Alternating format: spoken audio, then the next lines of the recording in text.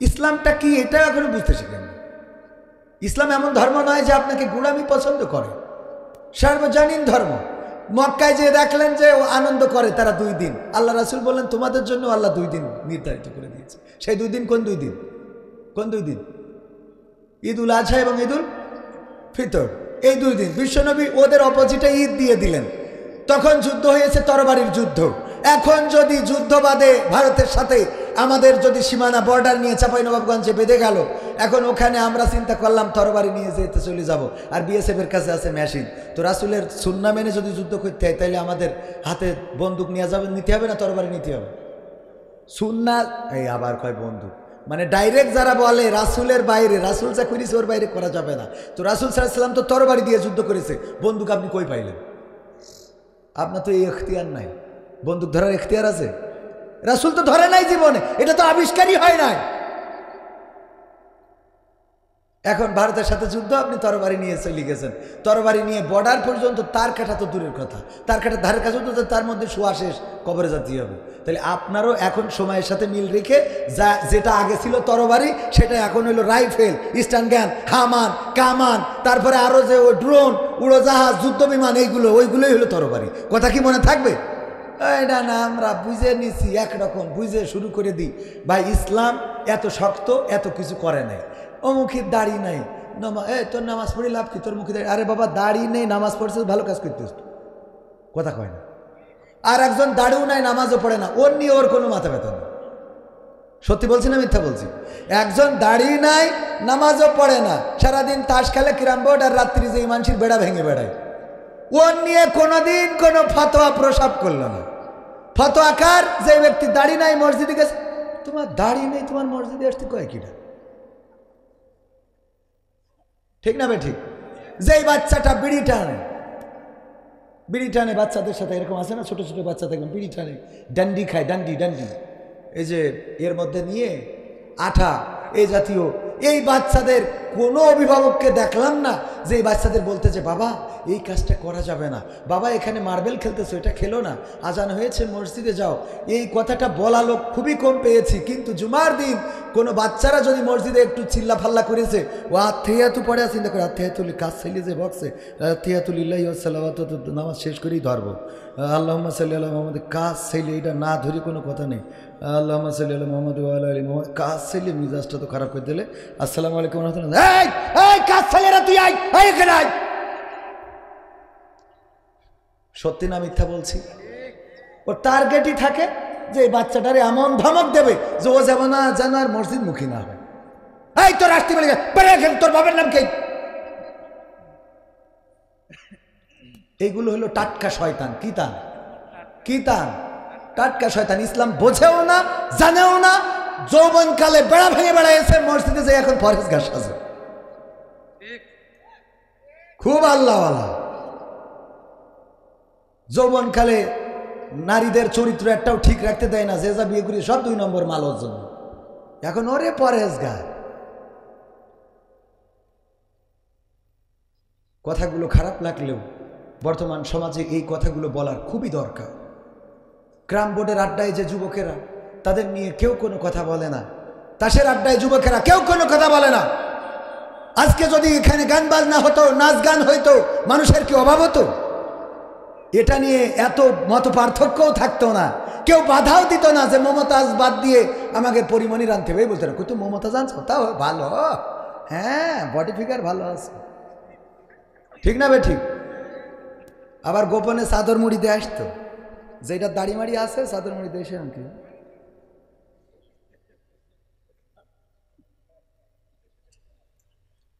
ঠিক না বে ঠিক? মানে না মানেন, সত্য কথা বলছে। আর এখানে কোন হুজুর আসবে? সে হুজুর জামাতের না বিএনপির? পোস্টারে কার নাম? পোস্টারে কেন নাম থাকলো না? কেন আমার নাম দিলে না? কেন অমুকের নাম নাই? কেন এর নাম উপরে, কেন এর নাম নিচে? এই নিয়ে যত বাহাদুরি। আর শয়তানরা এর মধ্যে সব ফায়দা হাসিল করে নিচ্ছে, ঠিক না বে ঠিক? সব ফায়দা হাসিল করতেছে। নাটোর থেকে 3 জন বন্ধু আমাদের যশোরে গেছিল, একজন হিন্দু, একজন মুসলমান, আর একজন খ্রিস্টান। কয়জন? যাওয়ার পরে পানির পিপাসা লেগেছে, তো চিন্তা করলো কোথা থেকে খাই। তো মাঠে দেখে আখ ক্ষেত, বললো চলো আখ খেতে যাই, আখ ভেঙে খালি পানির পিপাসাও মেটবে, আবার কিছু পেটের ক্ষুধাও মেটবে, কারণ এর মধ্যে 2টা মেডিসিন আছে, তাই না? ঠিক না? তো যে আখ খেতে ভেঙে খাওয়া শুরু করেছে, আখ ক্ষেত মালিক এসে বেরোয় এসে দেখে যে 3 জনেরে বাবা আচ্ছা মতো আখ কয়েক কান খেয়েছে, 321 কান একেবারে বাঁচতে দিয়েছে। বলতেছে তোমরা আখ খেলি কেন? তা বলছে খাইছি, তা কি হয়েছে? বাড়ি কনে? কয় নাটোরে। নাটোরে তো আখ খেলে কেন আমার খেতে? খাইছি তা কি হয়েছে? আমরা নাটোরের 3 জন, তুমি একা লাগবা? লাগবা? খেলা হবে। তো বুঝতে পারি যে 3 জনের মাথা গরম আছে, এদের সাথে একা মারামারি করি পারবো না। জিজ্ঞেস করতেছে ভাই বাড়ি কনে? বললে নাটোরে। আমরা 3 জনই নাটোরের বন্ধু। তোমার নাম কি? বলছে আমার নাম হরে কৃষ্ণ। তুমি তো হিন্দু, বুঝাচ্ছে তো ঠিক আছে। তোমার নাম কি? বলছে আমার নাম মিস্টার মানিক বিশ্বাস। বলছে তার মানে তুমি খ্রিস্টান? মনে হয় মিস্টার লাগাই সব বিশ্বাসও আছে। হ্যাঁ আমি খ্রিস্টান। তোমার নাম কি? আব্দুর রহমান। তুমি তো মুসলমান। তবে আমার একটা কথা কি ভাই, আমার ক্ষেত থেকে তোমরা আখ খাইছাও ভালো কথা, যে আমার মুসলমান ভাই ও তো আমার ক্ষেতের আখ খাবে কি, ও কয়েকখান কেটে নাটোরে নিয়ে যাবে, কোনো অসুবিধা নেই। আর এই যে খ্রিস্টান, সেও তো আমাদের আহলে কিতাবের লোক, সে ঈসাকে নবী মানে, আমরাও মানি। ঈসার আগের যত নবী আছে ওরা মানে, আমরাও মানি। ওরা খালি নবী মুহাম্মাদের মানে না, সেই সুবাদে ও আমার ভাই। কিন্তু হরে কৃষ্ণ তো কোনো নবী মানে না, ও খাবে কেন? তো এরা 2 জন বলছে কথা সত্য। দেও বাড়ি কুপান দিয়ে আইলের পরে শোয়াই রেখেছে। এইবার মুসলমান বলতেছে যে ভাই আব্দুর রহমান তুমি আমার ভাই, এই যে আব্দুর রহমান সে আমার ভাই, সে খাবে, কোনো অসুবিধা নেই। তুমি খাবা তো খাবা, তোমার আখ আমি কেটে আটি বেঁধে দেবো, দিয়ে বাড়ি নিয়ে যেয়ে বোন নিয়ে খাবা, যদি ডার্লিং থাকে গার্লফ্রেন্ড থাকে ওদেরও দিবা, কোনো অসুবিধা নেই। লাইলাতুল ফেব্রুয়ারিতে বিতরণ করবা, কোনো অসুবিধা নাই। কিন্তু এই খ্রিস্টান এ শালা খাবে কেন? কই মুসলমান বলতে কথা তো ঠিক, দেও কুপান। ওরে কুপান দিয়ে ওরও আইলির পরে শোয়াইছে। 2টো শোয়ানোর পরে এবার বলছে তোর তো মারবো না। তো বলছে আমি জানি মারবো না। বলছে তোর আমি তো মারবো না, কোরআনের শাস্তি হইল কেউ চুরি করলে হাতের কবজি কেটে দেবো, ডাইরেক্ট কবজি কেটে দেবো, এনতে তোর মারবো না, খালি কি কাটি দেবো। আছে ভাই হাত কেটেন না, আপনি ওগের মতো করেন দরকার হলে।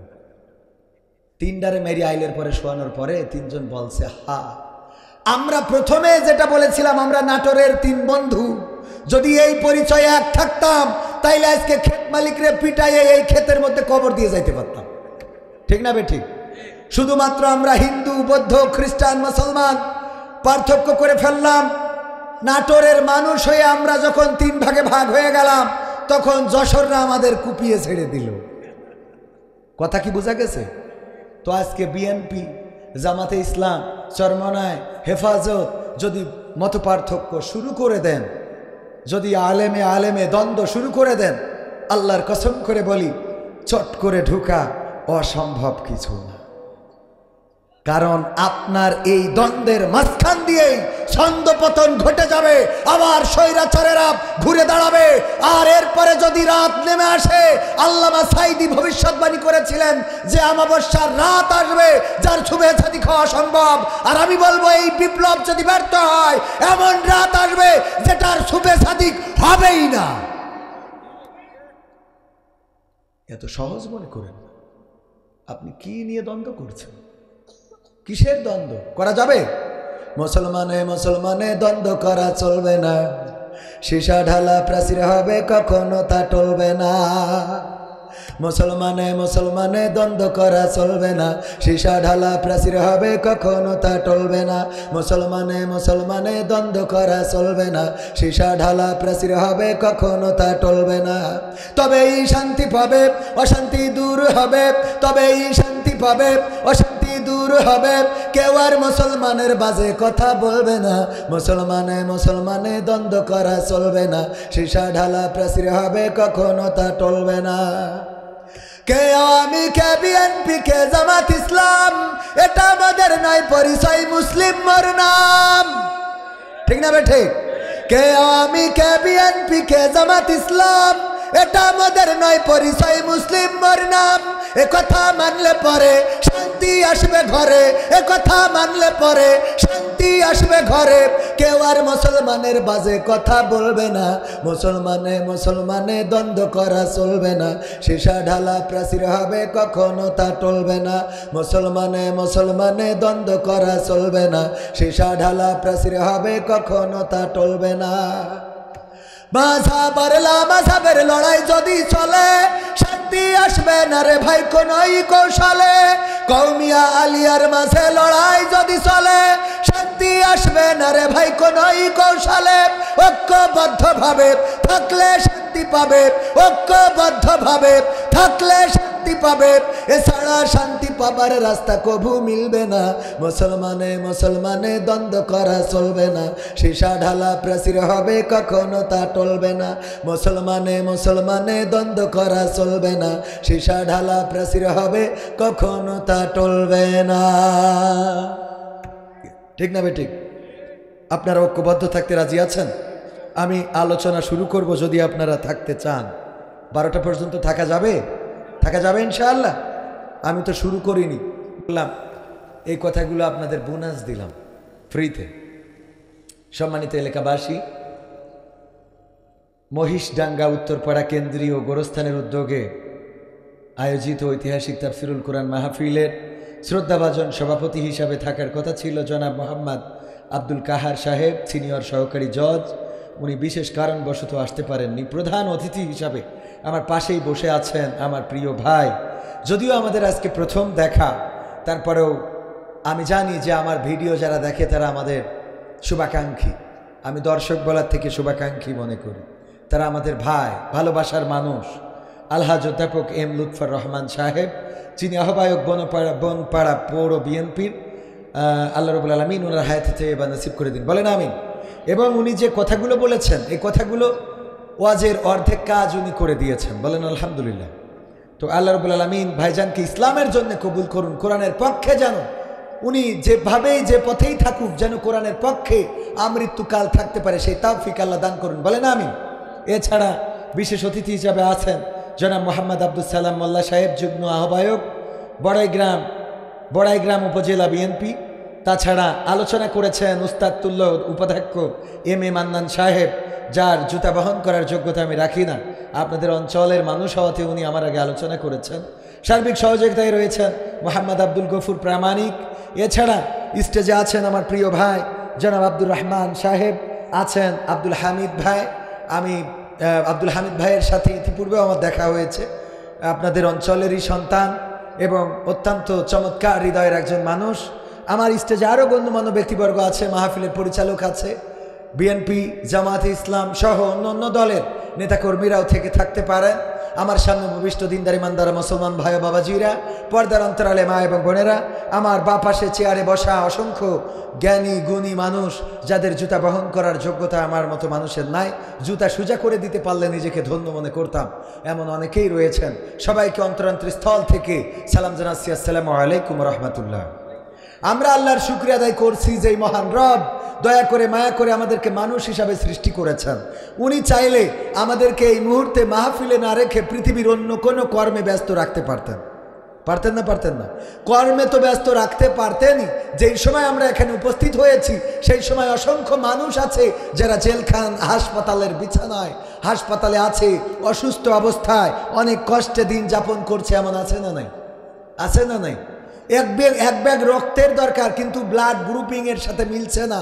যার সাথে মিলছে তার বাড়ি কক্সবাজার, রক্ত লাগবে নাটোরে, এমন আছে না নাই? একটা সিলিন্ডার লাগবে অক্সিজেনের জন্যে। সিলিন্ডার কি লাগবে? একটু অক্সিজেনের। এই পৃথিবীতে এত অক্সিজেন থাকতে উনার অক্সিজেনকে আল্লাহ সংকুচিত করে দিয়েছেন। একটা সিলিন্ডারের বোতল যদি হইতো তাইলে বেঁচে যেত, এমন পরিস্থিতির মধ্যে অনেকেই আছে না নাই? কত বাড়িতে শোকের মাতম চলছে। আজকেও দেখলাম একজন নাবালিগা ছোট বাচ্চা শিশু, নাম সম্ভবত যদি ভুল না বলি আবিদা নামের একটা বাচ্চাকে অপহরণ করে হত্যা করে বিচলির তলে পলগাদা আপনারা খোয়ার বলে থাকতে পারেন, খ্যার এর তলে ঢুকিয়ে রেখেছে। ওই পরিবারে কতটা হাহাকার, কতটা চিৎকার চলছে, কত পরিবারে অশান্তি, কত স্বামী স্ত্রী দাম্পত্য জীবনে সুখ শান্তি নাই, কত সন্তান বিকলাঙ্গ, কত মানুষ প্রতিবন্ধী, কত মানুষ চলতে পারে না, কেউ স্ট্রোকের রোগী, কেউ ক্যান্সারে আক্রান্ত, কেউ আলসারে, কেউ বা অন্যান্য রোগে আক্রান্ত। এমন রোগ হয়েছে ডাক্তাররাও চিহ্নিত করতে পারে না, মৃত্যুর জন্য অপেক্ষা করা ছাড়া রাস্তা নাই। এমন মানুষ এই জমিনে আছে না নাই? যে আল্লাহ তাদের থেকে আমাদের ভালো রেখেছেন, তার শুকরিয়া আদায় করে সবাই বলছে আলহামদুলিল্লাহ। শুধু এখানেই শুকরিয়া আদায় করব না, এমন মাহফিলের আয়োজন করতে গেলে ইতিপূর্বে আমাদের অনেক কাঠখড়ি পুড়াতে হতো না। আমার ভাইজান বলল মহিলা মাহফিলের আয়োজন করেছে, থানা থেকে পুলিশ ফোন করে বলেছে এই মাহফিলের আয়োজন করেছেন, যদি কোনো সমস্যা হয়। তারপরে উনি বন্ধ করে দিয়েছেন আয়োজন করা। মাহফিল করবেন, অনুমতি দরকার। কোরআনের কথা বলার জন্য পুলিশের অনুমতি নিতে হবে কেন? পুলিশ কি কোরআন আল্লাহ থেকে বেশি ভালো বোঝে নাকি? কথা কয় না। আল্লাহ কোরআন বলার জন্য গোটা দুনিয়া উন্মুক্ত করে দিয়েছেন, কোরআন প্রচারের জন্য গোটা দুনিয়াটা ছেড়ে দিয়েছেন। আর পুলিশের কাছ থেকে কোরআনের কথা শোনানোর জন্য অনুমতি চাইতে হবে, তার মানে পুলিশ আল্লাহর উপরে চলে গেছে। নাউজুবিল্লাহ বলবেন না? আমরা অনুমতি দিয়ে মাহফিল, আপনারাও যদি ক্ষমতায় যান মাথায় রাখবেন, মাহফিল নিয়ে কোনো অনুমতি চলবে না। কোরআনের মাহফিল আমি বলেছি, যদি জামাতে ইসলাম ক্ষমতায় আসে আর যদি তারা ইসলামী অনুশাসন কায়েম না করে, আল্লাহর দেওয়া বিধান দিয়ে বিচার ফয়সালা না করে, তাইলে এই মাহফিল থেকে জামাতের বিরুদ্ধেই প্রতিবাদ হবে। ঠিক না বে ঠিক? তখন জামাতে ইসলামী হয়তো বলবে যদি ক্ষমতায় যায়, আবার ধরে নিয়ে না চলে গিয়ে মন খারাপ করার দরকার নেই। যদি যায় বলছে যাবেন না, সমস্যা নেই, মানে কনফিডেন্স আছে, থাক, তাইলে তো আর অসুবিধে নেই। তো এখন যদি যায় আর জামাত ইসলাম যদি আল্লাহর কোরআন দিয়ে বিচার ফয়সালা না করে, মসজিদের খতিব যখন কথা বলবে সেই কথাটাই জামাতের বিরুদ্ধে চলে যাবে। ঠিক না ভাই? ঠিক। কারণ ক্ষমতায় যাবেন, কোরআন দিয়ে বিচার ফয়সালা করবেন না, এটা বাংলাদেশের তাওহীদি জনতা মানবে। কারণ এই জনতা কোরআনকে ক্ষমতায় বসাতে চায়। এই জনতা কোনো ব্যক্তি নয়, ব্যক্তি নির্ভর দল করতে চায় না। এই জনতা দল করে আল্লাহ ও তার রাসূলের দল। আল্লাহ ও তার রাসূল যেটা বলেছেন, যেটা করেছেন, সেটা বলতে হবে, সেটা করতে হবে। এটা যারা বাধা দেবে তাদের সাথে আমাদের কোনো আপোষ হবে। কোরআনের সাথে যারা করবে দ্বন্দ্ব, তাদের সাথে কবু হবে না আপোষ। হবে? কোরআনের সাথে যারা করবে দ্বন্দ্ব, তাদের সাথে কবু হবে না আপোষ। জেল জুলুম হলেও হবে, জেল জুলুম হলেও হবে, বিবেকের কাছে তবু রব নির্দোষ। আমার রবের কাছে রব নির্দোষ, মহান প্রভুর কাছে রব নির্দোষ। কোরআনের সাথে যারা করবে দ্বন্দ্ব, তাদের সাথে কবু হবে না আপোষ। কি? কোরআনের কথা যারা বলে যাই আজ, তাদের দমাতে কত ফন্দি। কাউকে ধরে নিয়ে দিয়েছে ফাঁসি, কাউকে রেখেছিল বন্দি। কোরআনের কথা যারা বলে যাই আজ, তাদের দমাতে কত ফন্দি। কাউকে ধরে নিয়ে দিয়েছে ফাঁসি, কাউকে রেখেছিল বন্দি। হক কথা বললেই জ্বলে যায় গাব, কোরআনের কথা সইতে পারে না। হক কথা বললেই জ্বলে যায় গাব, কোরআনের কথা সইতে পারে না। জানি না তাদের আমাদের পরে কেন এত আক্রোশ। ঠিক না বেটে? জেল জুলুম হলেও হবে, জেল জুলুম হলেও হবে, বিবেকের কাছে তবু রব নির্দোষ। আমার রবের কাছে রব নির্দোষ, মহান প্রভুর কাছে রব নির্দোষ। কোরআনের সাথে যারা করবে দ্বন্দ্ব, তাদের সাথে কবু হবে না আপোষ। কোরআনের কথা আজ বলতে গেলে আসছে বাধা কত ভাবে। কোরআন প্রেমিকেরা হাতে রেখে হাত সামনে এগিয়ে যাবে। রাজি আছেন? রাজি আছেন? কোরআনের কথা আজ বলতে গেলে আসছে বাধা কত ভাবে। কোরআন প্রেমিকেরা হাতে রেখে হাত সামনে এগিয়ে যাবে। হক কথা বলতে করি না কো ভয়, জীবনের বিনিময়ে আনব বিজয়। হক কথা বলতে করি না কো ভয়, জীবনের বিনিময়ে আনব বিজয়। বুকে আছে শক্তি, অন্তরে আছে সাহস। সাহস আছে? যেভাবে ঠিক বললেন তাতে বোঝা যাচ্ছে কি সাহস আছে। সাহস আছে। স্যার বলছে যে তোমাদের মধ্যে কার জীবনে সাহসী ঘটনা আছে একটু বলো তো। এক ছাত্র বলছে স্যার আমার আছে। কি ঘটনা? স্যার আমি ছোটবেলায় একবার সুন্দরবনে গিয়েছিলাম, মোটামুটি যৌবনকালে আর কি। যাওয়ার পরে রয়্যাল বেঙ্গল টাইগার শোয়া, আমি আস্তে আস্তে আস্তে আস্তে কাছে গেলাম, যে এ পিছন থেকে গ্যাসাত করে ল্যাস কেটে নিয়ে চলে আসেছে। বলছে এই তোমার সাহসী ঘটনা? বলছে রয়্যাল বেঙ্গল টাইগারের ল্যাস কেটে আনলাম সুন্দরবনে। যে আপনি কি মনে করেন? তো বলছে মাথা বাদ দিয়ে ল্যাস কেটলে কেন? বলছে মাথা কিডা 1 সপ্তাহ আগে কেটে নিয়ে গেছে। মাথা কে 1 সপ্তাহ আগে কেটে নিয়ে গিয়েছে, এই জন্যে ও আস্তে আস্তে যেয়ে ল্যাস কেটেছে। তো মাথা যদি থাকতো তাইলে বাড়ি আসার পরে জিজ্ঞেস করতো আমার মুস্তাহিন, আমার কি মমতাজ ভাই বলতো যে আপনার লুঙ্গিটা কোথায়? ঠিক না বেঠিক? তো এরকম সাহস থাকলে কি হবে আমাদের? আমাদের সাহস থাকতে হবে, সেই সাহস যারা রাসূলের কাছে এসে ফরিয়াদ করতো। আল্লাহ রাসূল আব্দুল উজ্জাব ওরফে আব্দুল্লাহ বিন বাদা আব্দুল্লাহ জুলবা জাদাইন রাদিয়াল্লাহু তাআলা আনহা এসে বলছেন, ওগো বিশ্বনবী, সবাই তো দেখলাম যুদ্ধের জন্য দান করলো, আমি তো কিছুই আনতে পারি নাই। আমি ইসলাম কবুল করার অপরাধে আপনি জানেন আমার চাচা সব সম্পদ আমার বাজেয়াপ্ত করে দিয়েছিল, আমার থেকে সিজ করে নিয়েছিল। আমি সব আমার চাচার কদমের কাছে দিয়ে আপনার কদমটাকে আঁকড়ে ধরেছিলাম, আমি তো কিছু দিতে পারলাম না। আমার জন্য দোয়া করে দেন, আমি যেন আজকে আমার জীবনটা দিয়ে দিতে পারি এই যুদ্ধের ময়দানে। সুবহানাল্লাহ। আব্দুল্লাহ জুলবা জাদাইন, অনেক লম্বা ঘটনা, ছোট করে বলি আমার যুবকেরা, আমার নাটোরবাসী এতটুকু শুনে রাখতে হবে এবং সেটা মানার চেষ্টা করতে হবে। আব্দুল্লাহ জুলবা জাদাইন আল্লাহর নবীকে বললেন, ওগো নবী, সব সাহাবী তো কিছু না কিছু দান করলো, আমার তো দেওয়ার মতো কিছু নাই, শুধু জীবনটা আছে, আপনি একটু দোয়া করে দেন যেন আজকের যুদ্ধের ময়দানে আমি আমার জীবনটা দিয়ে দিতে পারি। আল্লাহর নবী বললেন, আব্দুল্লাহ জুলবা জাদাইন আমার সাথে হাত উঁচু করো। হাত উঁচু করলেন। আল্লাহর নবী বললেন, ওগো আল্লাহ, আমি আব্দুল্লাহ জুলবা জাদাইনের জীবনটা, আমি আব্দুল্লাহ জুলবা জাদাইনের রক্ত কাফেরদের জন্য হারাম করে দিলাম।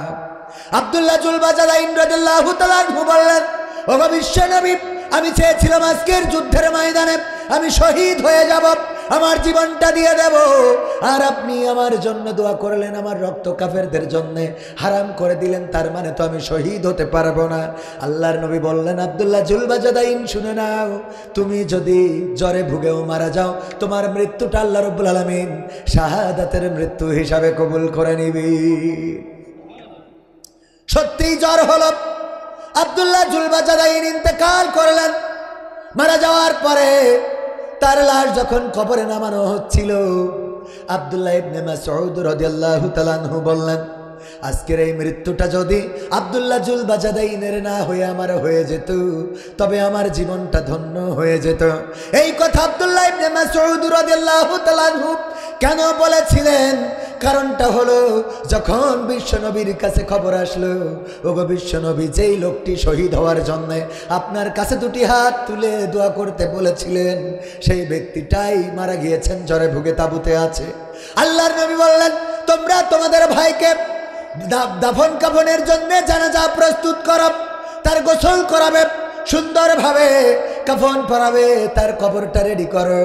যখন কবর রেডি করা হয়ে গেল, জানাজা হয়ে গেল, বিশ্ব নবী সাল্লাল্লাহু আলাইহি সাল্লাম কবরের মধ্যে নেমে গেলেন। কবরের মধ্যে নেমে লাশটা ধরবেন, আবার লাশটা বয়ে আনলেন।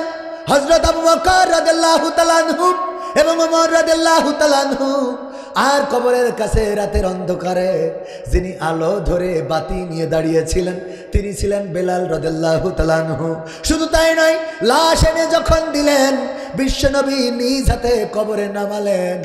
নামানোর পরে কবরে রেখে যখন কিবলার দিকে মুখটা করে দিলেন, তারপরে কবর থেকে আল্লাহর কাছে দুটি হাত তুলে বললেন, হে আমার রব, ওগো আমার রব, আজ সন্ধ্যা পর্যন্ত আমি আব্দুল্লাহ জুলবা জাদাইনের উপরে সন্তুষ্ট ছিলাম, ওগো আমার রব, তুমি দয়া করে আমার আব্দুল্লাহ জুলবাজাদাইনের উপরে সন্তুষ্ট হয়ে যাও।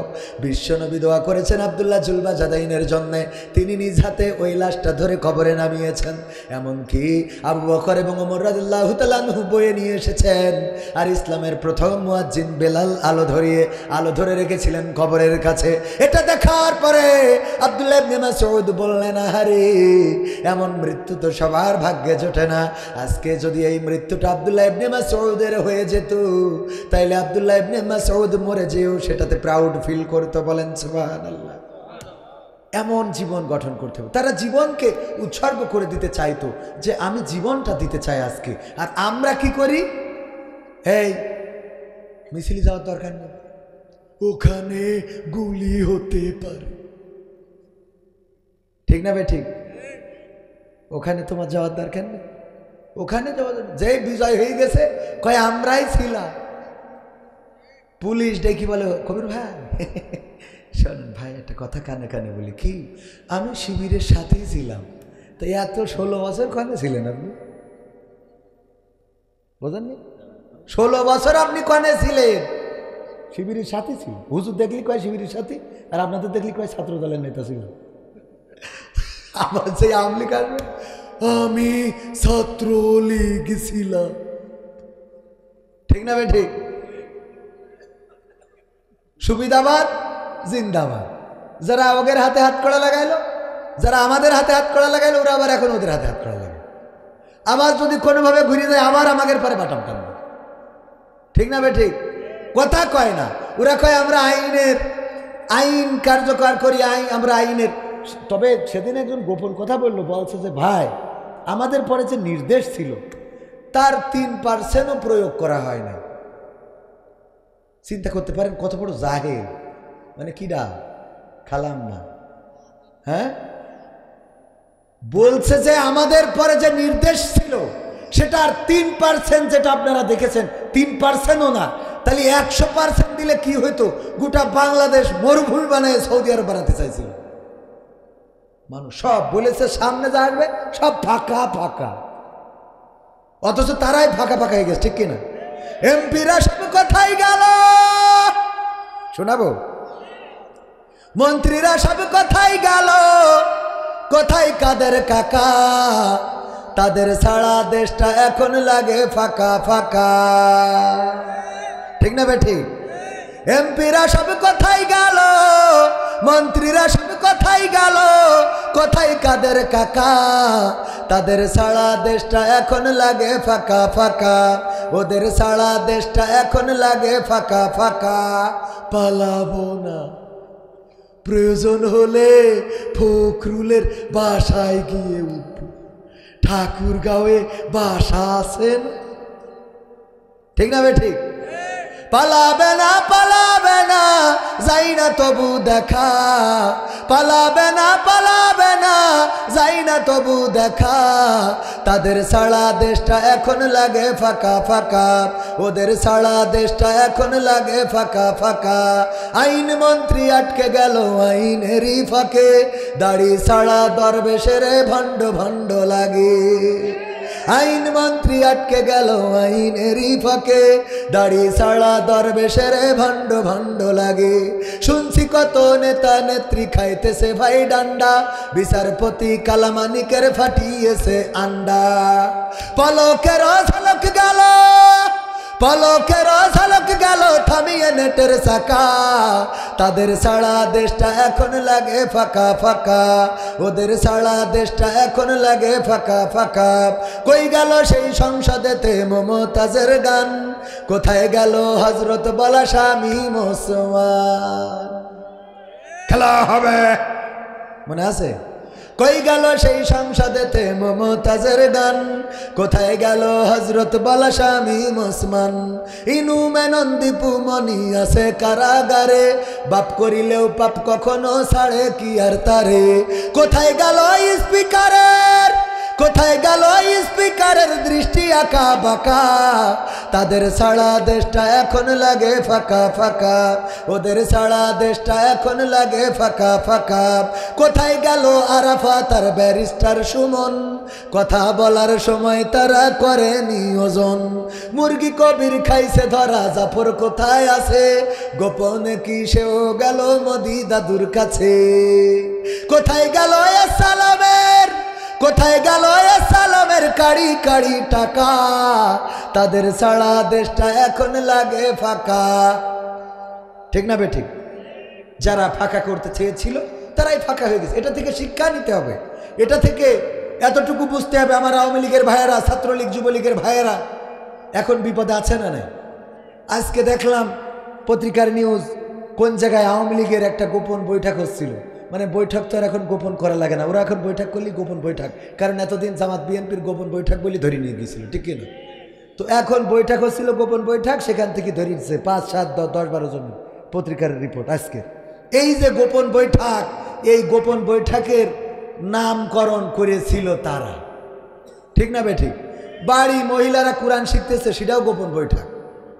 মসজিদে 5 জন বসে কোরআনের ক্লাস করতেছে, সেটাও কি গোপন বৈঠক। নাশকতার পরিকল্পনা চলছিল, এই বলে ধরি চাও, তোমরা রাস্তা দেখাই দিছাও, এখন ওই রাস্তায় মানুষ হাঁটতেছে। কথা কয় না? এখন কেন, এখন এখন কেমন লাগে, এখন কেমন লাগে? এই জন্য জুলুম করা যাবে না। যদি বিএনপি আসে, ওনারাও যদি ভুল করে, তাহলে ওদের তো তাও ভারতে যাইতে পেরিয়েছে, এরা ভারতেও তো যাইতে পারবে না। কোনে যাবেন? সৌদি আরবে ছাড়া তো রাস্তা নেই, তাও তো ভিসা লাগবে, তাও টিকিটের দাম বেশি। হ্যাঁ হ্যাঁ, ঠিক না বেঠে? তবে এটা ধন্যবাদ দিতে হয় যে বাংলাদেশে একমাত্র স্বৈর সরকার যে সংসদ ধরি পালাই গেছে, ইতিপূর্বে যা জীবনে ঘটে না। সংসদের মেয়াদ ছিল 11 দিন, এমন ঘটেছে 11 দিন পরে সংসদ ভেঙে দিতে হয়েছে, এমন ঘটনা 1995 কত 1995 ঘটেছিল। তো সংসদ ভেঙে দিয়েছে, কিন্তু সংসদ ধরে পালিয়ে গিয়েছে, এমন হয় নাই। ঠিক না বেঠিক? তার মানে জুলুমের মাত্রা ছাড়িয়ে গিয়েছে। কি ছাড়িয়ে গিয়েছে? জুলুমের মাত্রা। ফেরাউনের জুলুমের মাত্রা ছাড়িয়ে গিয়েছিল। নদীর তীরে যেয়ে রাস্তা হয়ে গেছে। একটা কমন সেন্স দিয়ে তো চিন্তা করা যায় যে এই নদীর মধ্যে তো ব্রিজ হওয়ার কথা না, এই নদীর মধ্যে তো রাস্তা হওয়ার কথা না, কেমনে রাস্তা হইল? এই চিন্তা করি ওরা অন্তত নদীর কিনারায় দাঁড়ানোর দরকার ছিল না। সেইটা না করি বলছে আমার বাবার স্বপ্ন ছিল। নাও নাম নেমেছে না নামে নাই? এটা ছিল কি? অধ্যত্ত। কি অধ্যত্ত? দেখেন, নমরুদের চোখের সামনে আগুনে ফেলে দিল ইব্রাহিমকে, আর সেই আগুন আল্লাহ বললেন ইয়া নারু কুনি বারদাও ওয়া সালামান আলা ইব্রাহিম। ওগো আগুন, তুমি আমার ইব্রাহিমের জন্য ঠান্ডা আরামদায়ক হয়ে যাও। আল্লাহ হুকুম করলেন, আগুন হয়ে গেল ফুলবাগান। ইব্রাহিম আলাইহিস সালামের জন্য সিংহাসন চলে আসলো, আগুনের মাঝখানে সিংহাসনে বসা। এটা দেখার পরে নমরুদের মনের মধ্যে একটু কেঁপে ওঠার দরকার ছিল না? চিন্তা করেন, অন্তরের মধ্যে কাঁপে নাই। এর বিনিময়ে কি হয়েছে? নমরুদের মশা দিয়ে বিদায় করলো, যা দূর হয়ে যা। আব্রাহা কাবাঘর ভাঙতে আসলো, আবাবিল পাখি এসে ছোট্ট ছোট্ট কঙ্কর। পাখিতে আর কত বড় পাথর নিতে পারে?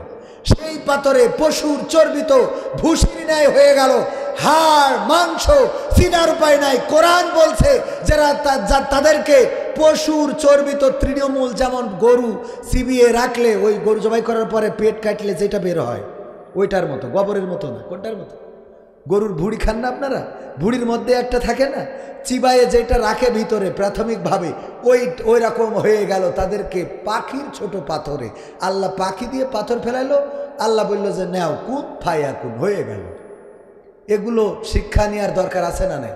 বিএনপি আন্দোলন করলো, কত আন্দোলন, ঈদের পরে, ঈদের আগে, ঈদ আসলি তারপরে কত রকম আন্দোলন। জামাত ইসলাম আন্দোলন করলো, সাইদি রহিমাহুল্লাহর শহীদ নিজামি, কাদের মোল্লা সব এক এক করে। হেফাজত ইসলাম শাপলা চত্বরে এসে শাপলা রক্তাক্ত করে ফেললো, কোনো আন্দোলনে কাজ হলো না। ছোট্ট বাচ্চা শিশু বললো আমি আবু সাইদ হইতে চাই। কথা কয় না? ছোট ছোট বাচ্চারা যারা রাস্তায় নেমেছে তারা ছোট বাচ্চা কিনা? আপনারা আওয়ামী লীগের ভাইরা খারাপভাবে নেওয়ার দরকার নেই, খালি বুঝার জন্য বলছি, মেন্টালি একটু বোঝেন যে ছোট্ট ছোট্ট বাচ্চা শিশু, এত বড় বড় নেতা কোথায়? খালেদা জিয়া, তারেক জিয়া, মতিউর রহমান নিজামী, কাদের মোল্লা, আলী হাসান মোহাম্মদ মুজাহিদ, সাকা চৌধুরী, বাঘা বাঘা নেতা, যাদের কথায় এক খালের মধ্যে বাঘ আর ছাগলে একসাথে পানি খায়। কথা কয় না? ঠিক না বে ঠিক? সেই নেতারা আন্দোলন করে কিছু করতে পারল না। আর ছোট্ট বাচ্চা শিশু যেই বলছে আমি মৃত্যুকে ভয় পাই না, আমি আবু সাঈদের হত্যার বিচার চাইতে এসেছি। এই বাচ্চা শিশুদের হাতে কিছুই নাই, না আছে লাঠি, না আছে বন্দুক, না আছে পিস্তল। হেলিকপ্টার দিয়ে, পৃথিবীতে নজিরবিহীন হেলিকপ্টার দিয়ে গুলি করা হলো, আর বলা হলো উপর থেকে পানি ছিটানো হয়েছে। তার মানে গুলি ওদের কাছে পানির মতো। কথা কয় না? কিসের মতো? এই গুলি হেলিকপ্টার দিয়ে করেও চেয়ার রাখার ক্ষমতা হয় নাই, কারণ আল্লাহ চাই নাই। আল্লাহ যখন পতন ঘটায় তখন বিএনপি দিয়ে না, জামাত দিয়ে না, শিবির দিয়ে না, জাসদ দিয়ে না, হেফাজত দিয়ে না, বাসদ দিয়ে না। আল্লাহ যদি সিদ্ধান্ত নেয় দুধের বাচ্চা শিশু মায়ের কোলে থেকে আন্দোলন করে, সেই আন্দোলনে নমরুদ ফেরাউনের উত্তরসূরিদের পতন হয়ে যায়।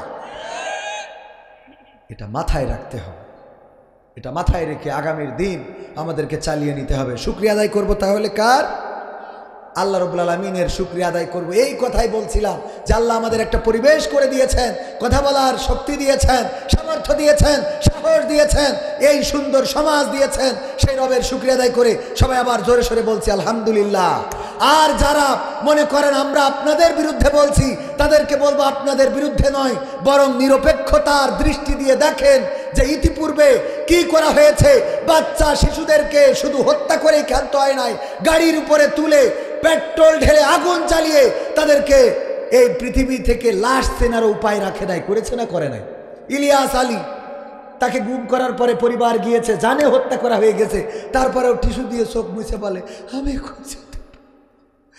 খুঁজে দেব। বলেছে না বলে না? অভিনয়। আমিরে জামাত সাবেক গোলাম আজমের সন্তান আজমি ব্রিগেডিয়ার জেনারেল, এই মানুষটাকে 8টা বছর গুম করে রাখা হলো। সেনাবাহিনীর উচ্চ পদস্থ কর্মকর্তা ছিল। কোরআনের পক্ষে আল্লামা দেলোয়ার হোসাইন সাইদি 13টা বছর কারাগারে রেখেই ক্ষান্ত হয় নাই, আবার ইনজেকশন পুশ করে শহীদ করা হলো। মিজানুর রহমান আজহারি, বাংলাদেশে কোরআনের কথা বলতে দেওয়া হয় নাই। আগে যে পরিমাণ লোক হতো এখন তার চেয়ে বেশি না কম হয়? তো এখন কি কোথাও কোনো নাশকতা হচ্ছে? আজহারির মাহফিলকে কেন্দ্র করে কোনো জায়গায় একটা বাস ভাঙা হয়েছে, কোনো জায়গায় একটা ট্রাকে হামলা হয়েছে, কোনো জায়গায় কোনো মানুষের মারামারি পিটাপিটি হয়েছে। তাহলে এত বড় মাহফিল হচ্ছে, মারামারি নাই, কাটাকাটি নাই, পিটাপিটি নাই, হত্যা নাই, খুন নাই, গুম নাই, মিছিল নাই, নাশকতা নাই। আর ইতিপূর্বে ছোট ছোট মাহফিল হতো, তার মধ্যেও নাকি নাশকতা থাকতো। আপনারা কি করেছেন? এগুলো থেকে শিক্ষা নেন, সমাজটা সুন্দর করেন, সহনশীল রাজনীতি করেন, দেশটা সুন্দর হয়ে যাবে। বলেন আলহামদুলিল্লাহ। এই করা যাবে? 2-1 কি পিশাব লাগছে নাকি শয়তানে চুলকাচ্ছে? কিছু লোকের আবার গায়ে লাগতে পারে, ঠিক না ঠিক? কারণ কিছু নমরুদ ফিরাউন আর তাদের উত্তরসূরি প্রেতাত্মা থাকবে না, এটা অস্বাভাবিক কিছু না। কারণ হক কথা বললে জ্বলার লোক আছে না নাই? হুজুর ওয়াজ করেন, ইব্রাহিমের জীবন নিয়ে আলোচনা করবেন। অনেকদিন ধরে আপনার বয়ানে ইব্রাহিমের কথা শুনি না। হুজুর ওয়াজ করলেন, ইব্রাহিমের কথা বললেন। নামাজ শেষে ডাক দিলেন, হুজুর এই দিকে আসেন, আপনার বললাম ইব্রাহিমের কথা বলতে। আপনি কার কথা বললেন? কয় আমি তো ইব্রাহিমের জীবনী নিয়ে আলোচনা করলাম আলাইহিস সালাতু ওয়াস সালাম। কয় আপনি তো দেখলাম নমরুদের জীবন নিয়ে পড়েছিলেন। কার জীবন? তো ইব্রাহিমের কথা বলতে গেলে নমরুদ আসবে না? কথা কয় না। ইব্রাহিমের কথা বলতে গেলে নমরুদের কথা তো অটোমেটিক চলে আসে। বললো আসলো ভালো কথা, যখন আপনি নমরুদের কথা বলছিলেন তখন আমার দিকে তাকাচ্ছিলেন কেন? বোঝেননি? মানে তাকাইলেই মনে করে ও মনে হয় নমরুদ। আপনার গায়ে লাগে কেন? হক কথা বললে গায়ে লাগে কেন? যদি ইব্রাহিমের কথা বলতে গেলে নমরুদ আসে, ফেরাউনের কথা বলতে গেলে যদি মুসা আলাইহিস সালামের কথা বলতে গেলে যদি ফেরাউন আসে, বিশ্বনবীর কথা বলতে গেলে যদি আবু জাহেল আসে, বিশ্বনবীর কথা বলতে গেলে যদি আব্দুল্লাহ বিন উবাই আসে, যদি কাবার কথা বলতে গেলে আব্রাহা আসে, বর্তমান সময়ে কোরআন, ইসলাম, আল্লাহ প্রেমিকদের কথা বলতে গেলে তোমাদের ওই বুবু আপা এগুলো আসবে। কথা কয় না? আসবে না? আসবে না? অটোমেটিক আসবে, আপনি ঠেকাইতে পারবেন না। এখন যদি কোরআন নাজিল হতো তাহলে এইগুলো কোরআনেও থাকতো, থাকতো না? থাকতো না? এগুলো কোরআনেও থাকতো। ভাইয়ারা আমার, যেহেতু গোরস্থানের মাহফিল, আমি পবিত্র কোরআনের সূরা তাহার 55 নম্বর আয়াতে কারিমা তেলাওয়াত করেছিলাম। কারণটা কি? কারণ হলো আজকেও যখন কবরে লাশ নামিয়েছেন তখন মাটি দেওয়ার সময় মুঠার মধ্যে মাটি নিয়ে আপনারা কি পড়েছেন? মিনহা খলাকনাকুম ওয়া ফিহা নুঈদুকুম ওয়া মিনহা নুখরিজুকুম তারাতান নুখরা। আমরা আয়াত পড়ে আমরা মুঠার মধ্যে মাটি নিয়ে ওই কবরে ছুঁড়ে দিয়েছিলাম। এই যে কবরে ছুঁড়ে দিলাম, এই আয়াতটা কবরের কাছে যেয়ে পড়লাম। আমরা জানি নাকি এই আয়াত কি কবরে পড়ার জন্য নাজিল হয়েছে নাকি জানি? আমরা জানি কি না আসলে এই আয়াত কি কবরের জন্য না কবরের উপরের জন্য, এটা জানার দরকার আছে না নাই? এই আয়াত আমরা কবরে যে লাগালাম, অথচ এই আয়াতটা কবরের জন্য নাজিল হয় নাই, কবরের মানুষের জন্য নাজিল হয় নাই। আর কবরের ওই মৃত মানুষের হাতের মুঠার মধ্যে মাটি নিয়ে ওই জায়গায় পড়ে ফু দেওয়ার জন্য নাজিল হয় নাই। আয়াতটা নাজিল হয়েছে সবচেয়ে শক্ত জায়গায় পড়ার জন্য, আর আমরা আয়াতটা নিয়ে লাগিয়ে দিয়েছি সবচেয়ে নরম জায়গায়। কোথায় পড়তে হবে আয়াত? গোরস্থানের মাহফিল, কবরবাসীদের নিয়ে কিছু কথা বলা দরকার। আমরা যখন মারা যাব, আমাদের কবরে রাখার পরে সবাই যার যার মতো করে চলে আসবে। মারা যাওয়ার পরে মসজিদের খাটিয়াটা বাড়িতে চলে আসবে। ওই যে একজন সুন্দর করে গান শুনিয়েছিলেন, গোটা বাংলাদেশে তার গান প্রচারিত আছে, চোখেরই পলকে তুমি হতে পারো লাশ, চিরতরে বন্ধ হবে তোমারই নিঃশ্বাস, হবে আলাম তোমারই নাম মসজিদের মাইকে, হবে আলাম তোমারই নাম মসজিদের মাইকে। বাড়িওয়ালা নাই রে বাড়ি নাই রে দুনিয়াতে, বাড়িওয়ালা নাই রে বাড়ি নাই রে দুনিয়াতে, বাড়িওয়ালা নাই রে বাড়ি নাই রে দুনিয়াতে, বাড়িওয়ালা নাই রে বাড়ি নাই রে দুনিয়াতে। ঠিক না? গানটা যিনি লিখেছিলেন আজ 2-3 মাস হয়ে গেল, 2 মাসের বেশি কবর দেশের বাসিন্দা হয়ে গিয়েছেন। তিনি মানুষকে সতর্ক করেছেন, চোখের পলকে তুমি লাশ হতে পারো, চোখের পলকে তোমার কবরে যাওয়া লাগতে পারে। সেই মানুষটাও কবরে চলে গেলেন।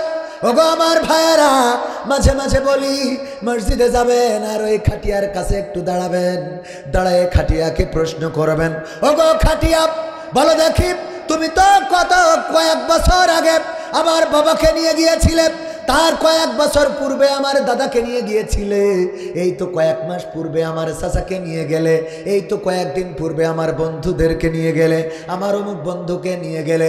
ওগো খাটিয়া বলো দেখি এবার তুমি কার পথ চেয়ে আছো, কে তোমার যাত্রী হবে?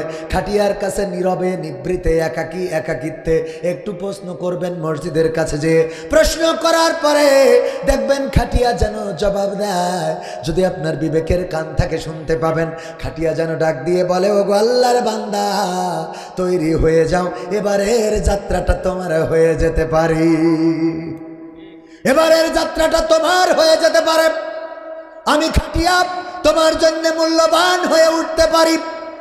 শুধু তাই না, মাঝে মাঝে কবরের কাছে যাবেন, কবরের কাছে যে ওই গোরস্থানে জিজ্ঞাসা করবেন, ওগো কবরের মাটি, তোমার মধ্যে আমার দাদা ঘুমায়, তোমার মধ্যে আমার বাবা ঘুমায়, তোমার মধ্যে আমার চাচা ঘুমায়, তোমার মধ্যে আমার গ্রামবাসী ঘুমায়, তোমার মধ্যে আমার নেতা ঘুমায়, তোমার মধ্যে আমার কর্মী ঘুমায়। ওগো কবর বলো দেখি এবার তোমার মধ্যে কে ঘুমাবে? তোমার মধ্যে এবার কার জায়গা তুমি করে দিবা? তোমার মধ্যে এবার কার কবর রচনা হবে? তোমার মধ্যে এবার কার ঘর বানানো হবে? কবর যেন ডাক দিয়ে বলে, আল্লাহর বান্দা তৈরি হও, তৈরি হও, এবারের আমার মধ্যে ঘরটা তোমার জন্য তৈরি হয়ে যেতে পারি। বাঁশবাগানে যাবেন, জিজ্ঞাসা করবেন, ওগো বাঁশ তুমি কার সঙ্গী হবা, কার কবরের জন্য তুমি তৈরি? বাঁশঝাড় যেন নীরবে নিভৃতে জানিয়ে দেয়, ওগো মানুষ তৈরি হও, প্রস্তুতি নাও, এবার আমি তোমার সাথী হয়ে যেতে পারি রে। ওগো আমার ভাইজানেরা, ওগো আমার কলিজার টুকরারা, দুনিয়ার এই ক্ষমতা, দুনিয়ার এই বাহাদুরি, দুনিয়ার এই নেতাগিরি, দুনিয়ার এই চেয়ারের বড়ায়, দুনিয়ার এই পাওয়ারের বড়ায় কোনো কিছু থাকবে না। ইতিপূর্বে ছিল না, এখন আছে, আগামীতে থাকবে না, শুধুমাত্র ইতিহাস থেকে যাবে। নমরুদ পিরামিড বানিয়েছিল না? বানাই নাই। কত বড় পিরামিড বানালো, উঁচু উঁচু পিরামিড। ওই পাথরগুলোর এত ওজন, 50 থেকে 70 টন পর্যন্ত ওজন। সেইগুলো যদি বহন করতে হয়, এখন এই যে 20 টাকার যে ট্রাক আছে, এমন ট্রাক 4টা 5টা করে দরকার হবে। এমন বড় বড় পাথর দিয়ে পিরামিড বানালো। সেই সময় তো বিজ্ঞানের কোনো প্রযুক্তি ছিল না, তারপরেও তারা বানিয়েছে এত উঁচু উঁচু পিরামিড। আবার অনেকেই পাথর কেটে আদ এবং সামুদ জাতি তারা পাহাড়ের পাথর খনন করে করে তার মধ্যে প্রাসাদ বানাতো, যেগুলো এখনো আবিষ্কার হয়। অনলাইনে সার্চ করলে দেখবেন যে এখনো তাদের ঘরবাড়ি উদ্ধার হয়। ওগো আমার ভাইয়েরা, এত বড় বড় ক্ষমতাবানেরা আল্লাহ রাব্বুল আমিন নিশ্চিত করে দিয়েছে। আমেরিকা লস অ্যাঞ্জেলস ক্যালিফোর্নিয়ায় এত বড় বিলাসবহুল শহর, এলিট পার্সনদের পতিতালয়। কি লয়? এলিট পার্সনদের পতিতালয়। যত নায়ক নায়িকা, হলিউড বলিউডের নায়ক নায়িকা, ঢালিউডের নায়ক নায়িকা সব ওখানে যায় আর পতিতাবৃত্তি করে। ওই লস অ্যাঞ্জেলসে আল্লাহ রাব্বুল আলামিন এমন আগুন ধরিয়ে দিয়েছেন, সেই আগুন নিভানোর মতো প্রযুক্তি যারা এত বড় বড় প্রযুক্তি তৈরি করলো। ইসরায়েল ফিলিস্তিনে গুলি করে মানুষদেরকে পাখির মতো হত্যা করে। এমন এমন সমরাস্ত্র, এমন এমন অস্ত্র আমেরিকা ইসরায়েলকে দিয়ে সহযোগিতা করে। আমার ভাইয়ের রক্তে রঞ্জিত হয়, ফিলিস্তিনের মাটি পাখির মতো মারা যায়। ভাই মারা গিয়েছে চোখের সামনে, বোন মারা গিয়েছে চোখের সামনে, মা বাবা কেউ নাই, চিরজনমের মতো সবাই চলে গেল ওই হানাদারদের আক্রমণে। শুধুমাত্র সন্তান বেঁচে আছে, এমন আপনাদের চোখের সামনে পড়েছে না পড়ে নাই? আমি দেখলাম ছোট একটা ভাই হাসপাতালের বিছানায়, আরে 2 ভাই একসাথে বড় হয়েছে, আমার 2টা কলিজার টুকরা সন্তান আছে। আমি দেখি ওরা 2 ভাই সারাদিন কত টুকরা মুকরি, কত খেলা, কত আনন্দ, কত ঝগড়া, কত বিবাদ। এই 2 ভাইয়ের মধ্যে যদি আল্লাহ না করুন কোনো এক ভাই চলে যায়, আর একটা ভাই কত কষ্ট পাবে অনুভব করি। 2 জন ভাই হাসপাতালের বিছানায়, একজন মারা গিয়েছেন আর একজন আহত। লাশ দেখানোর জন্য ভাইয়ের কাছে আনা হয়েছে।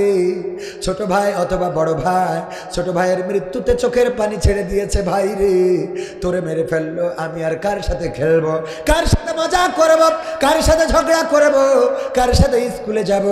এত গুলি করে হত্যা করা হলো আমার ফিলিস্তিনবাসীদেরকে। ওগো আমার ভাইয়েরা, এই অস্ত্র যারা দিল যেই আমেরিকা, সেই আমেরিকায় আল্লাহ কিছুই দেয় নাই, খালি শুধুমাত্র আগুন দিয়েছে। সেই আগুন নিভানোর মতো প্রযুক্তি এখন পর্যন্ত আমেরিকার হাতে নাই। আল্লাহ ধরে না, ধরলে আল্লাহ ছাড়ে না। আল্লাহ যখন ধরবেন তখন বাইডেন বলেন, ডোনাল্ড ট্রাম্প বলেন, তখন আপনার মোদি বলেন, বুশ বলেন, তখন আপনার পুতিন বলেন, এরদোগান বলেন, আল্লাহ যদি কাউকে ধরে রে, তারে এই দুনিয়া ছেড়ে চলে যেতে হবে। কত ক্ষমতা ধর চলে গেল, কত বড় বড় পালোয়ান চলে গেল, কত বড় বড় বীরেরা চলে গেল, যাদের কথায় এক ঘাটে বাঘে হরিণে পানি খায়, সেই মানুষগুলো চলে গেল। আরে নিস্তেজ হয়ে নিঃশব্দে চলে গেল, কবর দেশের বাসিন্দা হয়ে গেল। কবর খুঁড়লে চেনা যাবে না। 100 বছর আগের কবর যদি এখন খনন করা হয়, 100টা লাশ যদি তোঠানো হয়, চেনা যাবে না। এইটা নায়িকা পরিমণি ছিল, এইটা হাসিনা ছিল, এইটা খালেদা ছিল, এইটা মতিউর রহমান নিজামী ছিল, চেনা যাবে নাকি? চেনা যাবে? সব একরকম লাগবে। কবির বিন সামাদ আজাব, বেগম খালেদা জিয়াও তা, মতিউর রহমান নিজামীও যা। এই নাটোরের একজন ভ্যান চালকও তা।